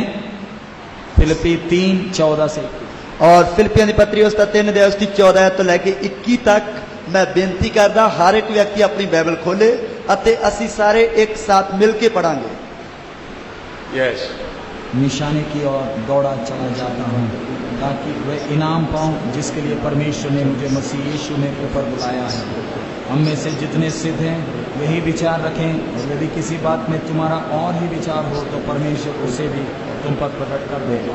इसलिए जहाँ तक हम पहुँचे हैं उसी के अनुसार चलें। हे भाइयों, तुम सब मिलकर मेरी सी चाल चलो और उन्हें पहचान रखो कि इस रीति पर चलते हैं जिसका उदाहरण तुम हम में पाते हो, क्योंकि बहुत से ऐसी चाल चलते हैं जिनकी चर्चा मैंने तुमसे बार बार की है। अब भी रो रो कर कहता हूँ कि वे अपनी चाल चलन में मसीह के क्रूस के बैरी हैं। उनका अंत विनाश है उनका ईश्वर पेट है। वे अपनी लज्जा की बातों पर घमंड करते हैं और पृथ्वी की वस्तुओं पर मन लगाए रहते हैं, पर हमारा स्वदेश स्वर्ग पर है और हमें उद्धारकर्ता प्रभु यीशु मसीह के वहां से आने की बात जो रहे हैं। वे अपनी शक्ति के उस प्रभाव के अनुसार जिसके द्वारा वह सब वस्तुओं को अपने वश में कर सकता है, हमारे दीनहीन देह का रूप बदलकर अपनी महिमा की देह के अनुकूल बना देगा। Friends, this is a serious scripture. प्यारे अजीजों, ये एक गंभीर वचन है। प्यारे दोस्तों, एक गहरा वचन है। Verse 15 says, let us therefore, as many as be perfect, be thus minded, if in anything be otherwise minded, God shall reveal even this unto you. 15 वचन कहते हैं, हम में से जितने सिद्ध हैं यही विचार रखें, और यदि किसी बात में तुम्हारा और ही विचार हो तो परमेश्वर उसे भी तुम पर प्रकट कर देगा। 15 वचन ਵਿੱਚ ਲਿਖਿਆ, ਸੋ ਅਸੀਂ ਜਿੰਨੇ ਸਿਆਣੇ ਹਾਂ ਇਹੋ ਖਿਆਲ ਰੱਖੀਏ, ਔਰ ਜੇ ਕਿਸੇ ਗੱਲ ਵਿੱਚ ਤੁਹਾਨੂੰ ਹੋਰ ਤਰ੍ਹਾਂ ਦਾ ਖਿਆਲ ਹੋਵੇ ਤਾਂ ਪਰਮੇਸ਼ਰ ਤੁਹਾਡੇ ਉੱਤੇ ਉਹ ਵੀ ਪ੍ਰਗਟ ਕਰ ਦੇਵੇਗਾ। What is the mind? वो मन क्या है? ਉਹ ਮਨ क्या ਕੀ है? We read from verse 7, Paul says, 7वें वचन से हम पढ़ते हैं। 7वें वचन ਤੋਂ ਅਸੀਂ ਪੜ੍ਹਦੇ ਹਾਂ। I request you to read from 7 to 12. 7 से 12 तक हम पढ़ें। 7 ਤੋਂ 12 ਤੱਕ ਅਸੀਂ ਪੜ੍ਹੀਏ। Please, everyone open your Bible and read Philippians chapter 3 verse 7 to 12. फिलिपियों की पत्री 3 अध्याय 7 से 12 तक हर कोई जिसके पास बाइबल है जोर से पढ़ें। ਫਿਲਿੱਪੀਆਂ ਦੀ ਪੱਤਰੀ ਉਸ ਦਾ 3 ਅਧਿਆਇ ਉਸ ਦੀ 7 ਐਤ ਤੋਂ ਲੈ ਕੇ 12 ਐਤ ਤੱਕ ਹਰ ਕੋਈ जिस ਦੇ ਕੋਲ ਬਾਈਬਲ ਹੈ ਉਸ ਨੂੰ पढ़े। परंतु जो जो बातें मेरे लाभ की थी उन्हीं को मैंने मसीह के कारण हानि समझ लिया है, और मैं अपने प्रभु मसीह यीशु की पहचान की उत्तमता के कारण सब बातों को हानि समझता हूँ, जिसके कारण मैंने सब वस्तुओं की हानि उठाई और उन्हें कूड़ा समझता हूँ, जिससे मैं मसीह को प्राप्त करूँ और उसमें पाया जाऊँ, न कि अपनी उस धार्मिकता के साथ जो व्यवस्था से है, वरन उस धार्मिकता के साथ जो मसीह पर विश्वास करने के कारण है, परमेश्वर की ओर से विश्वास करने पर मिलती है, ताकि मैं उसको और उसके मृत्यु जय की सामर्थ्य को और उसके साथ दुखों में सहभागी होने के मर्म को जानूं और उसकी मृत्यु की समानता को प्राप्त करूं, कि मैं किसी भी रीति से मरे हुए में से जी उठने के पद तक पहुंचूं। यह मतलब नहीं कि मैं पास चुका हूं, यह सिद्ध हो चुका हूं, और उस पदार्थ को पकड़ने के लिए दौड़ा चला जाता हूं जिसके लिए मसीह यीशु ने मुझे पकड़ा था। Friends, after coming to the knowledge of Jesus Christ, you have to forsake many things. प्यारे अजीजों, मसीह की पहचान में आने के बाद आपको कई चीजों को त्यागना है। ਪਿਆਰੇ ਦੋਸਤੋ, ਮਸੀਹ ਦੀ ਪਹਿਚਾਨ ਵਿੱਚ ਆਉਣ ਤੋਂ ਬਾਅਦ ਤੁਹਾਨੂੰ ਕਈ ਚੀਜ਼ਾਂ उन्हें मैं मसीह के कारण हानि समझ लिया है। ਇਧਰ ਪੌਲਸ ਕਹਿੰਦਾ ਕਿ ਜੋ ਮੇਰੇ ਲਾਭ ਦੀਆਂ ਗੱਲਾਂ ਸਨ ਉਹਨਾਂ ਨੂੰ ਮੈਂ ਮਸੀਹ ਯਿਸੂ ਦੀ ਖਾਤਰ ਹਾਨੀ ਸਮਝਿਆ ਹੈ। Many of us are like this. We want Christ and the profit of the world. हम में से बहुत तेरे बोलते हैं हमें मसीह भी चाहिए और हमें संसार की लाभ की बातें भी चाहिए। ਔਰ ਸਾਡੇ ਵਿੱਚੋਂ ਬਹੁਤ ਸਾਰੇ ਬੋਲਦੇ ਹਨ ਸਾਨੂੰ ਮਸੀਹ ਵੀ ਚਾਹੀਦਾ ਹੈ, ਉਸ ਦੇ ਨਾਲ ਨਾਲ ਸੰਸਾਰ ਦੀਆਂ ਬਹੁਤ ਸਾਰੀਆਂ ਲਾਭ ਦੀਆਂ ਗੱਲਾਂ ਵੀ ਚਾਹੀਦੀਆਂ ਹਨ। Both of these things cannot go together. ये दोनों एक साथ नहीं चलेगा। ਇਹ ਦੋਨੋਂ ਇੱਕ ਸਾਥ ਨਹੀਂ ਹੋ ਸਕਦਾ। We have to forsake the profitable things of the world. Then only you will be accepted. आपको इस संसार की लाभ की बातों को त्यागना होगा, तभी आपको ग्रहण किया जाएगा। ਔਰ ਤੁਹਾਨੂੰ ਇਸ ਸੰਸਾਰ ਦੀਆਂ ਲਾਭ ਦੀਆਂ ਗੱਲਾਂ ਨੂੰ ਤਿਆਗਣਾ ਹੋਵੇਗਾ, ਤਾਂ ਹੀ ਤੁਹਾਨੂੰ ਕਬੂਲ ਕੀਤਾ ਜਾਏਗਾ। When you know that about New Jerusalem and the glorious thing you are getting, then this material things of the world is garbage. जब आपको नए यरूशलेम का ये भेद प्रकट होगा और जो आशीष परमेश्वर ने आपके लिए रखा है वो उसका समझ आपको होगा, तब उसकी तुलना में ये संसार की चीजें सिर्फ कूड़ा है। ਔਰ ਜਦ ਨਵੇਂ ਯਰੂਸ਼ਲਮ ਦਾ ਭੇਤ ਤੁਹਾਡੇ ਤੇ ਪ੍ਰਗਟ ਹੋਇਆ ਔਰ ਤੁਹਾਨੂੰ ਜੋ ਪਰਮੇਸ਼ਰ ਨੇ ਤੁਹਾਡੇ ਲਈ ਉਹ ਬਰਕਤਾਂ ਰੱਖੀਆਂ ਉਸ ਦੀ ਸਮਝ ਹੋਵੇਗੀ, ਤਾਂ ਫਿਰ ਸੰਸਾਰ ਦੀਆਂ ਜਿਹੜੀਆਂ ਬਰਕਤਾਂ ਹਨ ਉਹ ਤੁਹਾਨੂੰ ਉਹਨਾਂ ਦੀ ਹਾਲਨੀ ਚੱਲਣੀ ਕੋਈ ਔਖੀ ਨਹੀਂ ਹੋਵੇਗੀ। The position of this world is a garbage. ये संसार का आदर और इज्जत और स्थान कूड़ा है। ਇਸ ਸੰਸਾਰ ਦਾ ਆਦਰ ਅਤੇ ਸਥਾਨ ਸਭ ਕੂੜਾ ਹੈ। Money and wealth is garbage. पैसा और धन दौलत कूड़ा है। ਪੈਸਾ ਅਤੇ ਧਨ ਦੌਲਤ ਕੂੜਾ ਹੈ। Acceptance in the brotherhood is garbage. समाज में आपका स्थान कूड़ा है। ਦੁਨੀਆ ਵਿੱਚ ਜਾਂ ਬਰਾਦਰੀ ਵਿੱਚ ਜੋ ਤੁਹਾਡਾ ਸਥਾਨ ਹੈ ਉਹ ਕੂੜਾ ਹੈ। Friends, nobody will not do that, but if someone comes and tells me, today we are going to make Prime Minister, I'll say, I don't want that garbage. मुझे ऐसा तो नहीं करेगा, लेकिन अगर कोई आकर बोलते हैं नहीं जी आपको हम भारत का प्रधानमंत्री बना देंगे, मैं बोलूंगा भैया वो कूड़ा मुझे नहीं चाहिए। ਮੇਰੇ ਨਾਲ ਤੁਸੀਂ ਮੈਨੂੰ ਇੰਜ ਨਹੀਂ ਕਹੋਗੇ। ਅਗਰ ਤੁਹਾਡੇ ਵਿੱਚੋਂ ਕੋਈ ਮੈਨੂੰ ਕਹੇ ਕਿ ਤੁਹਾਨੂੰ ਦੇਸ਼ ਤੇ ਹਿੰਦੁਸਤਾਨ ਦੇ ਪ੍ਰਧਾਨ ਮੰਤਰੀ ਬਣਾ ਦਿੰਨੇ ਆ, ਤਾਂ ਮੈਂ ਕਹਾਂਗਾ ਨਹੀਂ ਜੀ ਮੈਨੂੰ ਇਹ ਨਹੀਂ ਚਾਹੀਦਾ। Our brother, ਇਹ ਕੂੜਾ ਹੈ।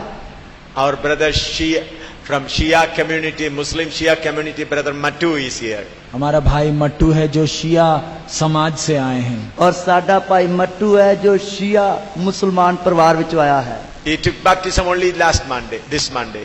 इस सोमवार को ही उनका बपतिस्मा हुआ। ਇਸੇ ਸੋਮਵਾਰ ਹੀ ਉਸ ਦਾ ਬਪਤਿਸਮਾ ਹੋਇਆ ਹੈ। The party there made him trade union president in Srinagar. Srinagar में उन्हें ट्रेड यूनियन प्रेसिडेंट बना दिया इनकी पार्टी ने। ਹਾਂ ਸ਼੍ਰੀਨਗਰ ਵਿੱਚ ਇਸ ਦੀ ਪਾਰਟੀ ਨੇ ਇਸ ਨੂੰ ਟ੍ਰੇਡ ਯੂਨੀਅਨ ਦਾ ਪ੍ਰਧਾਨ ਬਣਾ ਦਿੱਤਾ। And they published it in the newspaper. और पेपर में भी छाप दिया। ਔਰ ਪੇਪਰ ਵਿੱਚ ਵੀ ਖਬਰ ਕਢਾ ਦਿੱਤੀ। He came to me after baptism, what should I do? और वो आकर बोले बपतिस्मा के बाद वो मेरे पास आए और बोले मेरे को क्या करना चाहिए। ਔਰ ਬਪਤਿਸਮਾ ਲੈਣ ਤੋਂ ਬਾਅਦ ਮੈਨੂੰ ਆ ਕੇ ਕਹਿਣ ਲੱਗੇ ਮੈਨੂੰ ਹੁਣ ਕੀ ਕਰਨਾ ਚਾਹੀਦਾ ਹੈ। I said, brother, I read some scriptures to him and I said, this is not good, this position is not good for you. और मैंने कुछ वचन उनको पढ़कर सुनाए और कहा भाई ये स्थान ये पदवी आपके लिए अच्छा नहीं है। ਔਰ ਮੈਂ ਉਸ ਨੂੰ ਕੁਝ ਵਚਨ ਪੜ੍ਹ ਕੇ ਦੱਸੇ ਅਤੇ ਆਖਿਆ ਭਾਈ ਇਹ ਸਥਾਨ ਜਾਂ ਅਹੁਦਾ ਤੇਰੇ ਵਾਸਤੇ ਚੰਗਾ ਨਹੀਂ ਹੈ। He thought that as a trade union president, he'll get access to many people. उनका विचार था अगर मैं ट्रेड यूनियन का नेता रहूंगा तो मैं बहुत लोगों से संपर्क में रहूंगा। ਔਰ ਉਸ ਦਾ ਵਿਚਾਰ ਸੀ ਕਿ ਜੇਕਰ ਮੈਂ ਟ੍ਰੇਡ ਯੂਨੀਅਨ ਦਾ ਪ੍ਰਧਾਨ ਬਣ ਕੇ ਰਹਾਂਗਾ ਤੇ ਬਹੁਤ ਸਾਰੇ ਵੱਡੇ ਵੱਡੇ ਲੋਕਾਂ ਦੇ ਸੰਬੰਧ ਵਿੱਚ ਰਹਾਂਗਾ। I said, then you will become a representative of the people. You can never remain holy before God. तब मैंने कहा आप लोगों के लिए उनके स्थान पर आप खड़े रहोगे लेकिन आप पवित्रताई में खड़े नहीं रह पाओगे। ਮੈਂ ਆਖਿਆ ਤੁਸੀਂ ਲੋਕਾਂ ਦੇ ਲਈ ਇਸ ਸਥਾਨ ਤੇ ਖੜੇ ਰਹੋਗੇ ਪਰ ਤੁਸੀਂ ਪਵਿੱਤਰਤਾਈ ਦੇ ਸਥਾਨ ਤੇ ਨਹੀਂ ਖੜੇ ਹੋ ਸਕੋਗੇ। In order to protect the interest of the people, you may have to tell lies sometimes. समाज उन लोगों की भलाई के लिए आपको शायद कई अवसरों पर झूठ बोलना पड़ेगा। ਲੋਕਾਂ ਦੀ ਭਲਾਈ ਵਾਸਤੇ ਕਈ ਵਾਰ ਤੈਨੂੰ ਕਈ ਜਗ੍ਹਾ ਤੇ ਝੂਠ ਬੋਲਣਾ ਪਏਗਾ। Your voice will be the voice of the people. आपकी आवाज प्रजा की आवाज होगी। ਔਰ ਤੇਰੀ ਆਵਾਜ਼ ਜਿਹੜੀ ਉਹ ਪ੍ਰਜਾ ਦੀ ਆਵਾਜ਼ ਹੋਵੇਗੀ। So, the voice of the people is full of dirty things. समाज की आवाज प्रजा की आवाज अच्छे शब्दों की नहीं है, बुरी बातों से भरी है। ਔਰ ਬਰਾਦਰੀ ਦੀ ਆਵਾਜ਼ ਅਤੇ ਪ੍ਰਜਾ ਦੀ ਆਵਾਜ਼ ਚੰਗੇ ਸ਼ਬਦਾਂ ਦੀ ਆਵਾਜ਼ ਨਹੀਂ ਸਗੋਂ ਕਿ ਬੁਰੀਆਂ ਗੱਲਾਂ ਦੇ ਨਾਲ ਭਰੀ ਹੋਈ ਹੈ। Voice of the people is full of lies and so many other things. लोगों की आवाज झूठ से भरी है, हर बुरी बातों से भरी है। ਲੋਕਾਂ ਦੀ ਆਵਾਜ਼ ਝੂਠ ਦੇ ਨਾਲ ਭਰੀ ਹੋਈ ਹੈ ਅਤੇ ਹਰ ਤਰ੍ਹਾਂ ਦੀ ਬੁਰੀਆਂ ਗੱਲਾਂ ਨਾਲ ਭਰੀ ਹੋਈ ਹੈ। I said, choose which one you want. मैंने उनसे पूछा आप तय करो कौन सा चाहिए।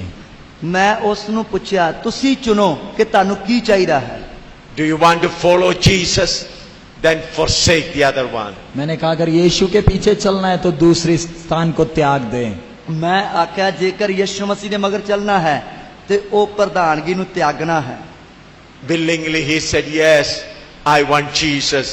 I do not want to be the position of a president of trade union. और उन्होंने अपने आप कहा कि मैं यीशु के पीछे चलूंगा, ट्रेड यूनियन का लीडर का स्थान मुझे नहीं चाहिए। और उसने अपने आप ही किया कि मैं यीशु मसीह ਦੇ ਪਿੱਛੇ ਚੱਲਾਂਗਾ, ਮੈਂ ਟ੍ਰੇਡ ਯੂਨੀਅਨ ਦਾ ਜੋ ਪ੍ਰਧਾਨ ਹੈ ਉਹ ਜਗ੍ਹਾ ਮੈਨੂੰ ਨਹੀਂ ਚਾਹੀਦੀ।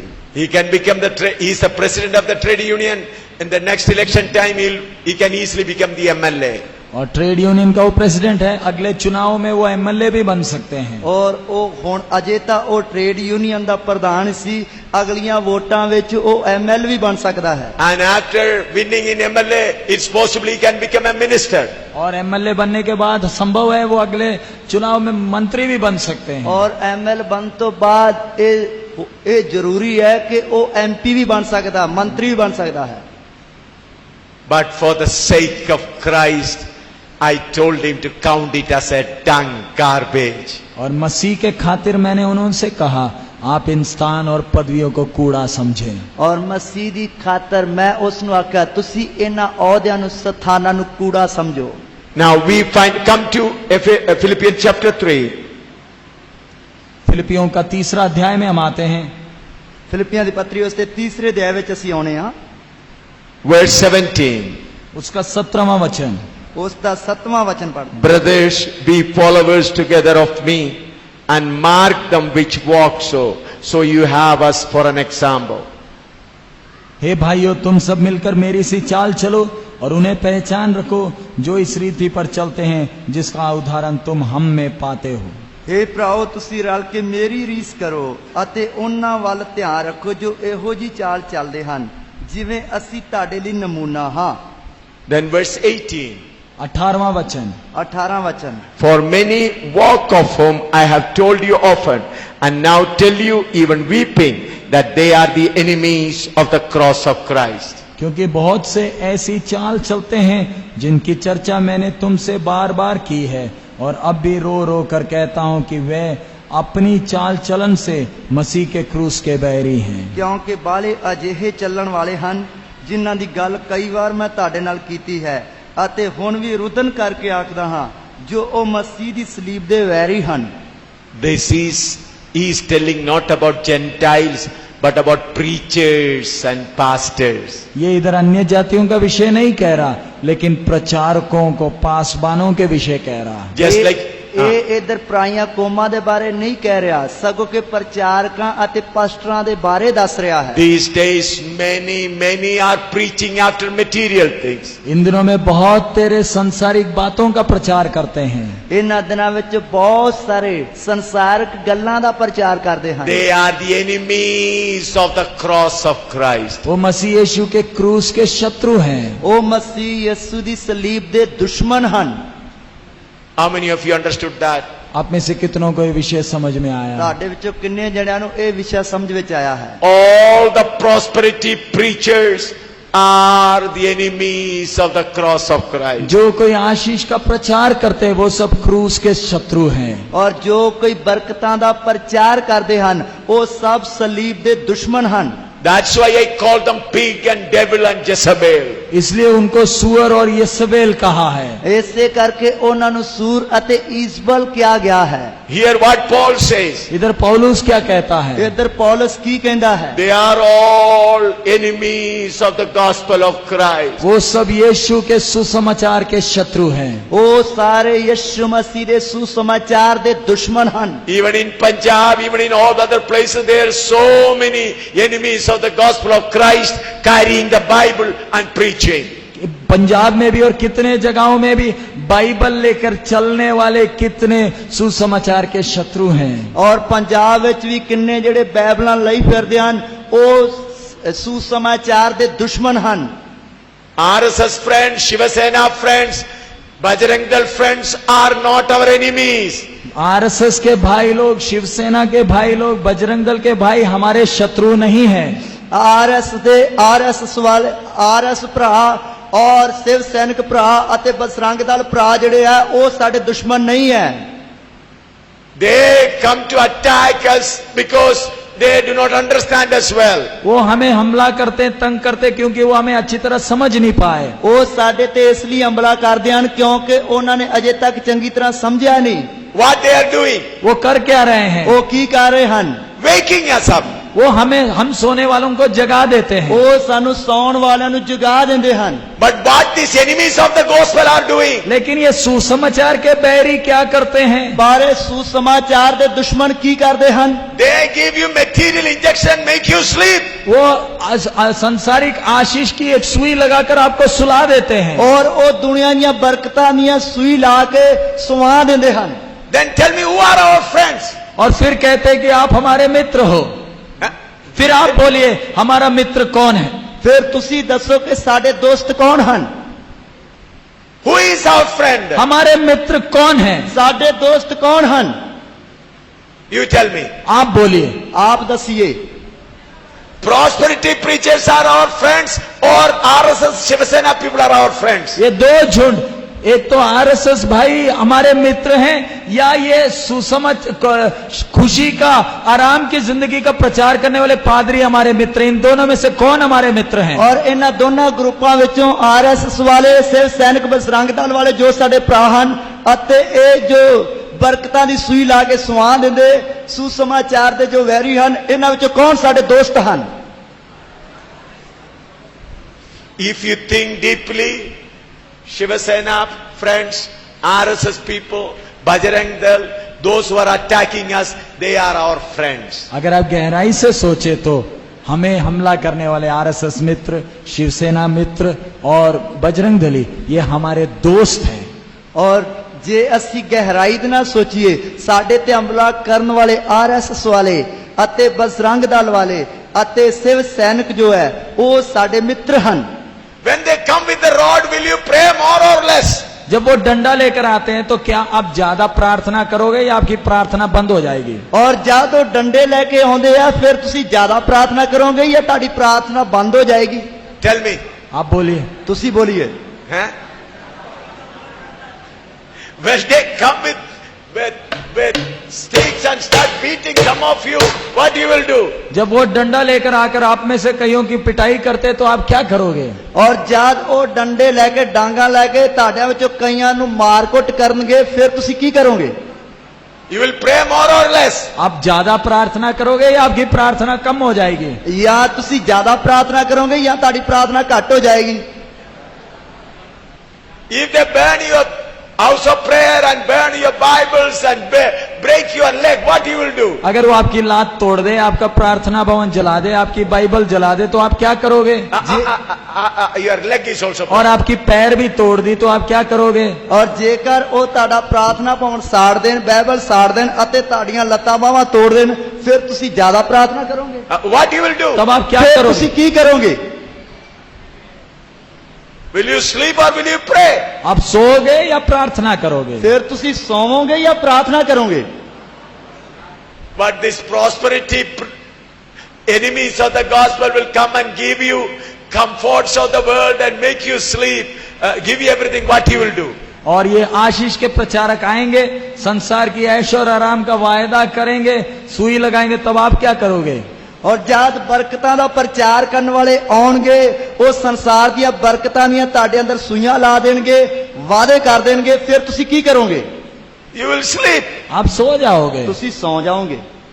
Hallelujah. Hallelujah. So recognize your friend and your enemies. इसलिए अपने मित्र को और अपने दुश्मन को पहचानो। ਇਸ ਲਈ ਆਪਣੇ ਦੋਸਤਾਂ ਨੂੰ ਅਤੇ ਆਪਣੇ ਦੁਸ਼ਮਣਾਂ ਨੂੰ ਸਿਆਣੀਏ।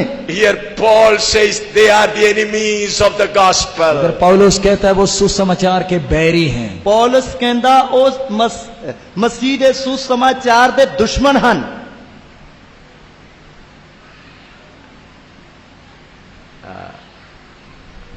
God, verse 19 says, whose end is destruction, whose God is their belly, and whose glory is in their shame, who mind earthly things. 19वां वचन कहता है उनका अंत विनाश है, उनका ईश्वर पेट है, वे अपनी लज्जा की बातों पर घमंड करते हैं और पृथ्वी की वस्तुओं पर मन लगाए रहते हैं।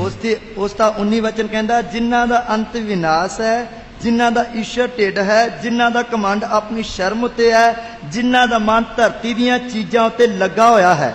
Hallelujah.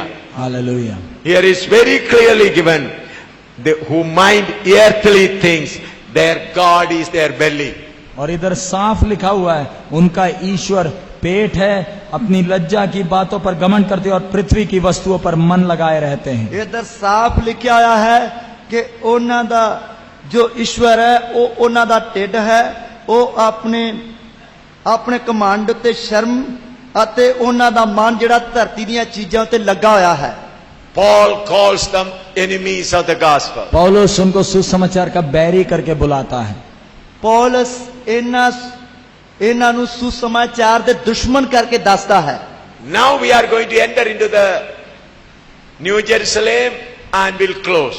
अब हम नए यरूशलेम में प्रवेश कर कर समाप्त करेंगे। ਹੁਣ ਅਸੀਂ ਨਵੇਂ ਯਰੂਸ਼ਲਮ ਦੇ ਵਿੱਚ ਦਾਖਲ ਹੋ ਕੇ ਸਮਾਪਤ ਕਰਾਂਗੇ। Revelation chapter 21, 9 to 12. प्रकाशित वाक्य 21, 9 से 12 तक। और प्रकाश की पोथी उसका 21 है, उसकी 9 आयत तो लेके 12 आयत तक। Revelation 21, 9 to 12. प्रकाशित वाक्य 21, 9 से 12 तक। प्रकाश की पोथी उसका 21 है, उसकी 9 आयत तो लेके 12 आयत तक। Yes, ਅਤੇ read. ਉਹਦੇ 12 ਦਰਵਾਜ਼ੇ ਸਨ ਅਤੇ ਉਹਨਾਂ ਦਰਵਾਜ਼ਿਆਂ ਉੱਤੇ 12 ਦੂਤ ਅਤੇ ਉਹਨਾਂ ਉੱਤੇ 9 ਲਿਖੇ ਹੋਏ ਸਨ। When we study about New Jerusalem, I would like to give you the outside drawing of it.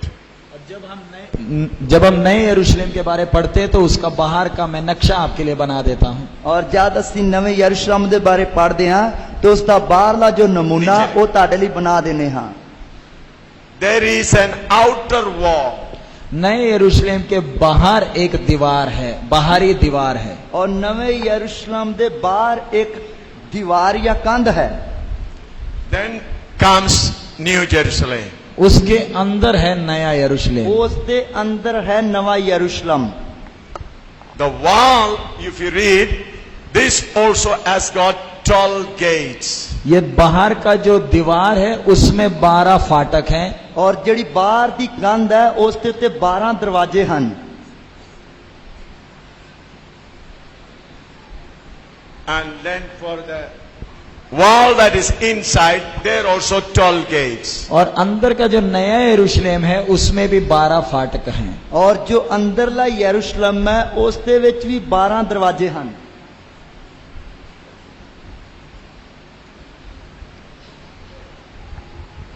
The height of this wall is 144 cubits. ये बाहर का जो दीवार है उसका 144 हाथ है उसकी ऊंचाई। और जो बाहर दी कंध है ਉਸ ਦੀ ਜਿਹੜੀ ਉਚਾਈ ਹੈ 144 ਹੱਥ ਹੈ। But the height of the inner wall is 12,000 furlong. लेकिन उसके अंदर का जो दीवार नए यरूशलेम का है वो 12,000 हाथ है। ਉਹ ਪਰ ਜਿਹੜੀ Furlong. फरलॉन्ग। जो यरूशलेम ਦੀ ਦੀਵਾਰ ਹੈ ਉਸ ਦੀ 12,000 ਲੰਬਾਈ ਜਿਹੜੀ ਹੈ 12,000 furlong. In what is it? गज गज है। हाँ 12,000 गज है उसकी ऊंचाई। No, it is not. और नगर वर्गाकार बसा हुआ था और उसकी लंबाई चौड़ाई के बराबर थी और उसमें एक में नगर नापा था। See, you see, 750 कोस का निकला। 700 kos. Cos. Yes, you can say 700 kos. Or ਉਸ ਦੀ ਜਿਹੜੀ ਜੋ ਅੰਦਰਲੇ ਯਰੂਸ਼ਲਮ ਦੀ ਜੋ ਦੀਵਾਰ ਹੈ ਉਸ ਦੀ ਉਚਾਈ ऊंचाई और लंबाई. ਉਚਾਈ ਅਤੇ ਲੰਬਾਈ 700 ਕੋ ਹੈ। You know kos. How much is one kos? आप बोलिए एक कोस कितना होता है? ਤੁਸੀਂ ਦਸੀਏ ਕਿ ਕੋਸ ਕਿੰਨਾ ਹੁੰਦਾ ਹੈ। In English, it is 12,000 furlongs. अंग्रेजी में 12,000 फरलोंग है, हिंदी में 750 कोस है। और अंग्रेजी ਵਿੱਚ 12,000 फरलोंग है और जो हिंदी ਵਿੱਚ है वो 700 कोस। 700 कोस है। पंजाबी में उसका 16 वचन।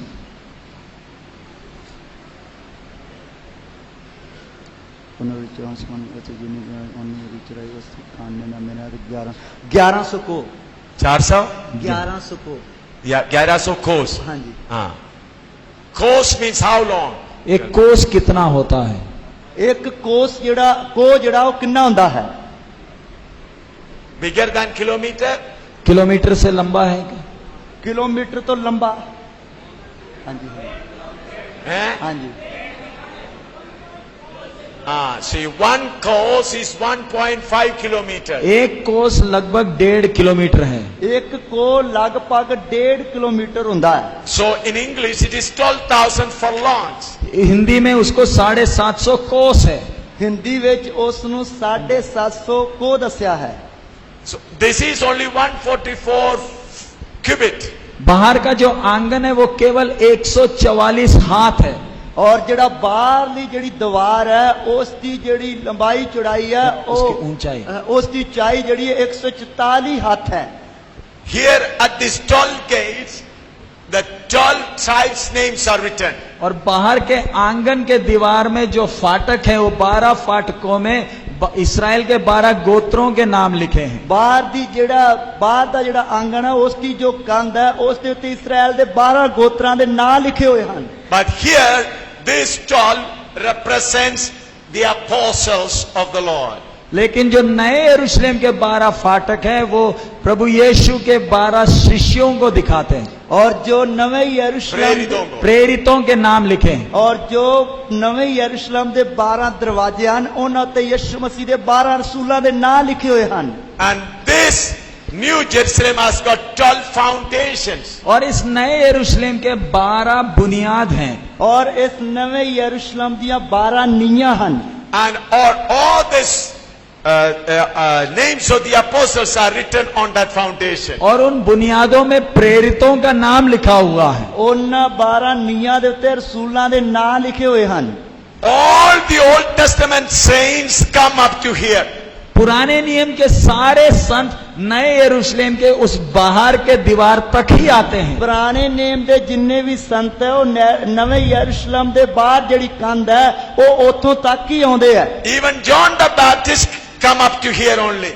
अब यूहन्ना बपतिस्मा देने वाला भी बाहर के दीवार तक ही आता है। और यूहन्ना बपतिस्मा देने वाला भी बाहर दी कंध तक ही आਉਂਦਾ है। Moses comes only up to this. मूसा भी उस बाहर के दीवार तक ही आता है। और मूसा भी उस बाहर दी दीवार तक ही पहुंचा है। Abraham also comes up to this. Abraham भी उस बाहर के दीवार तक ही आता है। अब्राहम भी जो उस बाहर दी कंध है उतो तक ही पहुंचा है।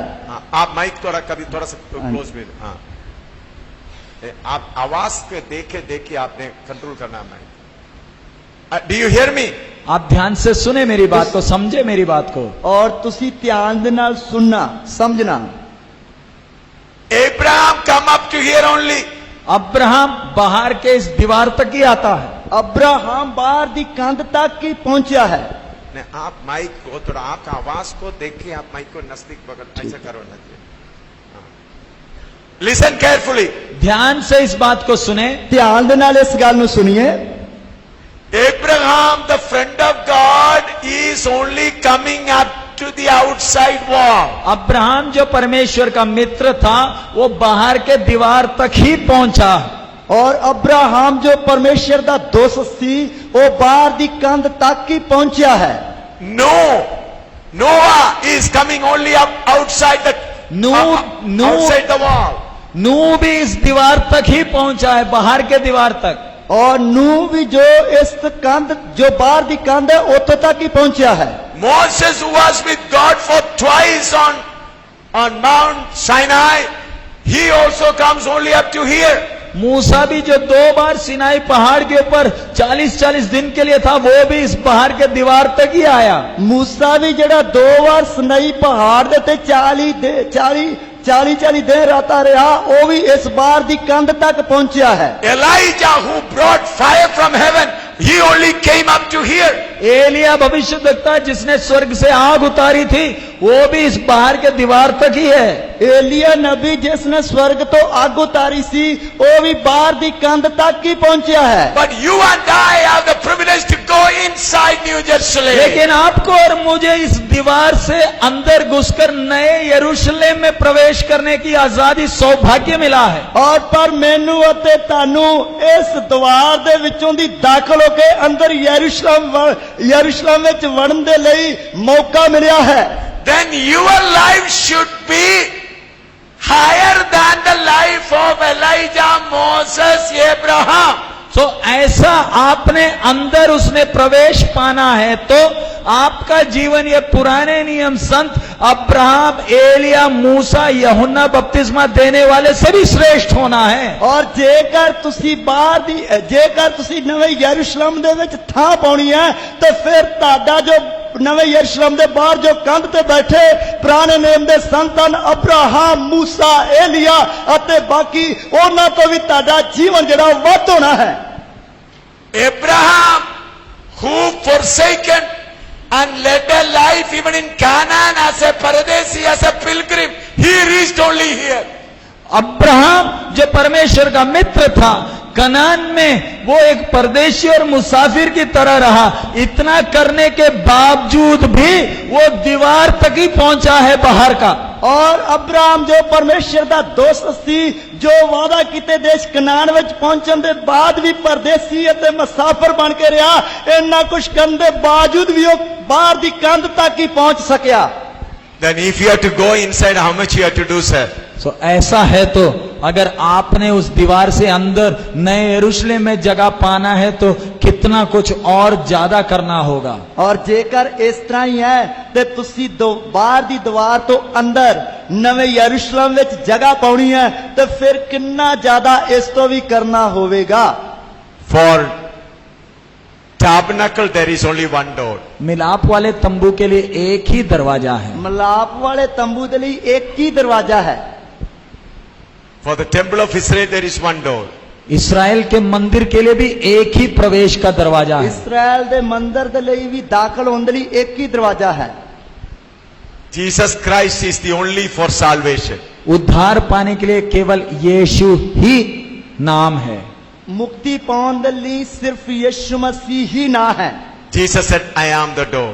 प्रभु यीशु ने कहा मैं फाटक हूं। ਪ੍ਰਭੂ ਯਿਸੂ ਮਸੀਹ ਨੇ ਆਖਿਆ ਮੈਂ ਦਰਵਾਜ਼ਾ ਹਾਂ। One door. एक ही दरवाजा। ਇੱਕ ਹੀ ਦਰਵਾਜ਼ਾ ਹੈ।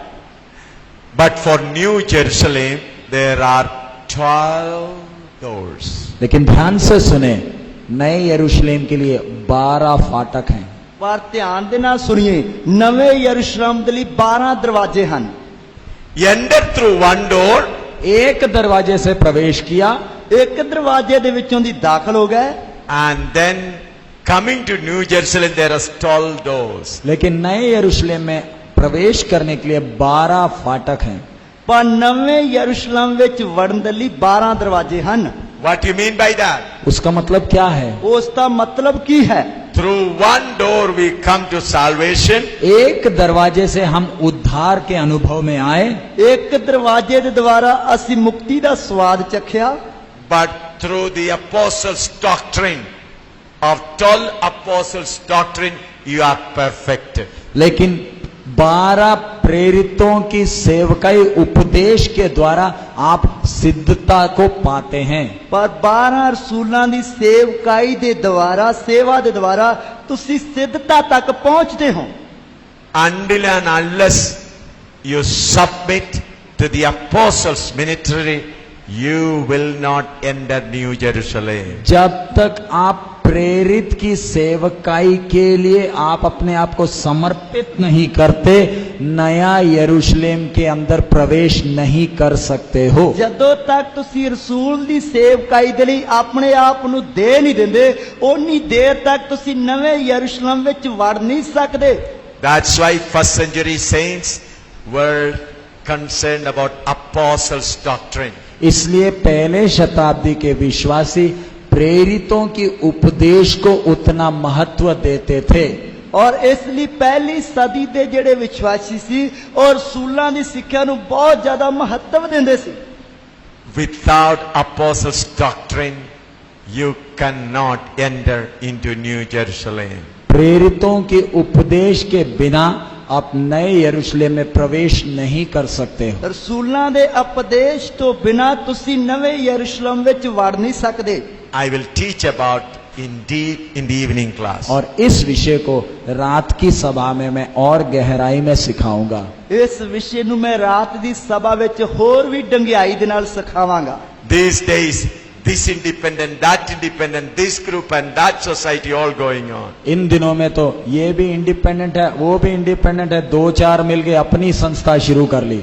ਔਰ ਇਹਨਾਂ ਦਿਨਾਂ ਵਿੱਚ ਤਾਂ ਉਹ ਵੀ ਆਜ਼ਾਦ, ਇਹ ਵੀ ਆਜ਼ਾਦ, ਇਸ ਤਰ੍ਹਾਂ ਇੱਧਰ ਉੱਧਰ ਘੁੰਮਣ ਫਿਰਨ ਵਾਲੇ ਮਿਲ ਕੇ ਇੱਕ ਮਿਸ਼ਨ ਬਣਾ ਲੈਂਦੇ ਆ। And they are made presidents, elected presidents. और उनमें से एक को वोट डाल के प्रेसिडेंट बना देते हैं। ਅਤੇ ਉਹਨਾਂ ਵਿੱਚ ਇੱਕ ਨੂੰ ਵੋਟ ਪਾ ਕੇ ਪ੍ਰਧਾਨ ਬਣਾ ਦਿੰਦੇ ਆ, ਪ੍ਰੈਜ਼ੀਡੈਂਟ ਬਣਾ ਦਿੰਦੇ ਆ। Or for every Church of God, they president, IPC president, Assemblies of God president. Assemblies of God, church of God, IPC, church of God, सबके लिए अपने अपने प्रेसिडेंट है। ਆਈਪੀਸੀ ਅਤੇ ਚਰਚ ਆਫ ਗॉड ਅਤੇ ਅਸੈਂਬਲੀ ਆਫ ਗॉड ਸਭ ਦੇ ਆਪਣੇ ਆਪਣੇ ਪ੍ਰੈਜ਼ੀਡੈਂਟ ਹਨ। You have to find out the apostles and you have to be perfect through the apostle. आपने प्रेरितों को ढूंढ निकालना है, आपने उनको पहचानना है और उनकी सेवा के द्वारा ही आप सिद्धता को पहुंच सकते हो। ਤੁਸੀਂ ਰਸੂਲਾਂ ਨੂੰ ਲੱਭਣਾ ਹੈ ਅਤੇ ਉਹਨਾਂ ਦੀ ਸੇਵਕਾਈ ਨੂੰ ਪਹਿਚਾਨਣਾ ਹੈ। ਉਹਨਾਂ ਦੀ ਸੇਵਕਾਈ ਦੇ ਦੁਆਰਾ ਹੀ ਤੁਸੀਂ ਸਿੱਧ ਹੋ ਕੇ ਨਵੇਂ ਯਰੂਸ਼ਲਮ ਵਿੱਚ ਵੜ ਸਕਦੇ ਹੋ। God has entrusted this perfecting ministry to the apostles. परमेश्वर ने ये सिद्धता का काम प्रेरितों को ही दिया है। ਪਰਮੇਸ਼ਰ ਨੇ ਇਹ ਸੰਪੂਰਨਤਾ ਜਾਂ ਸਿੱਧਤਾ ਦਾ ਕੰਮ ਰਸੂਲਾਂ ਨੂੰ ਹੀ ਦਿੱਤਾ ਹੈ। Why? I'll explain in the evening. क्यों प्रेरितों को ही दिया है वो मैं शाम को समझाऊंगा। ਕਿਉਂ ਰਸੂਲਾਂ ਨੂੰ ਹੀ ਦਿੱਤਾ ਹੈ ਅੱਜ ਸ਼ਾਮ ਦੇ ਸਮੇਂ ਮੈਂ ਤੁਹਾਨੂੰ ਦੱਸਾਂਗਾ। Now the servant of God will pray and close the meeting. अब प्रभु के दास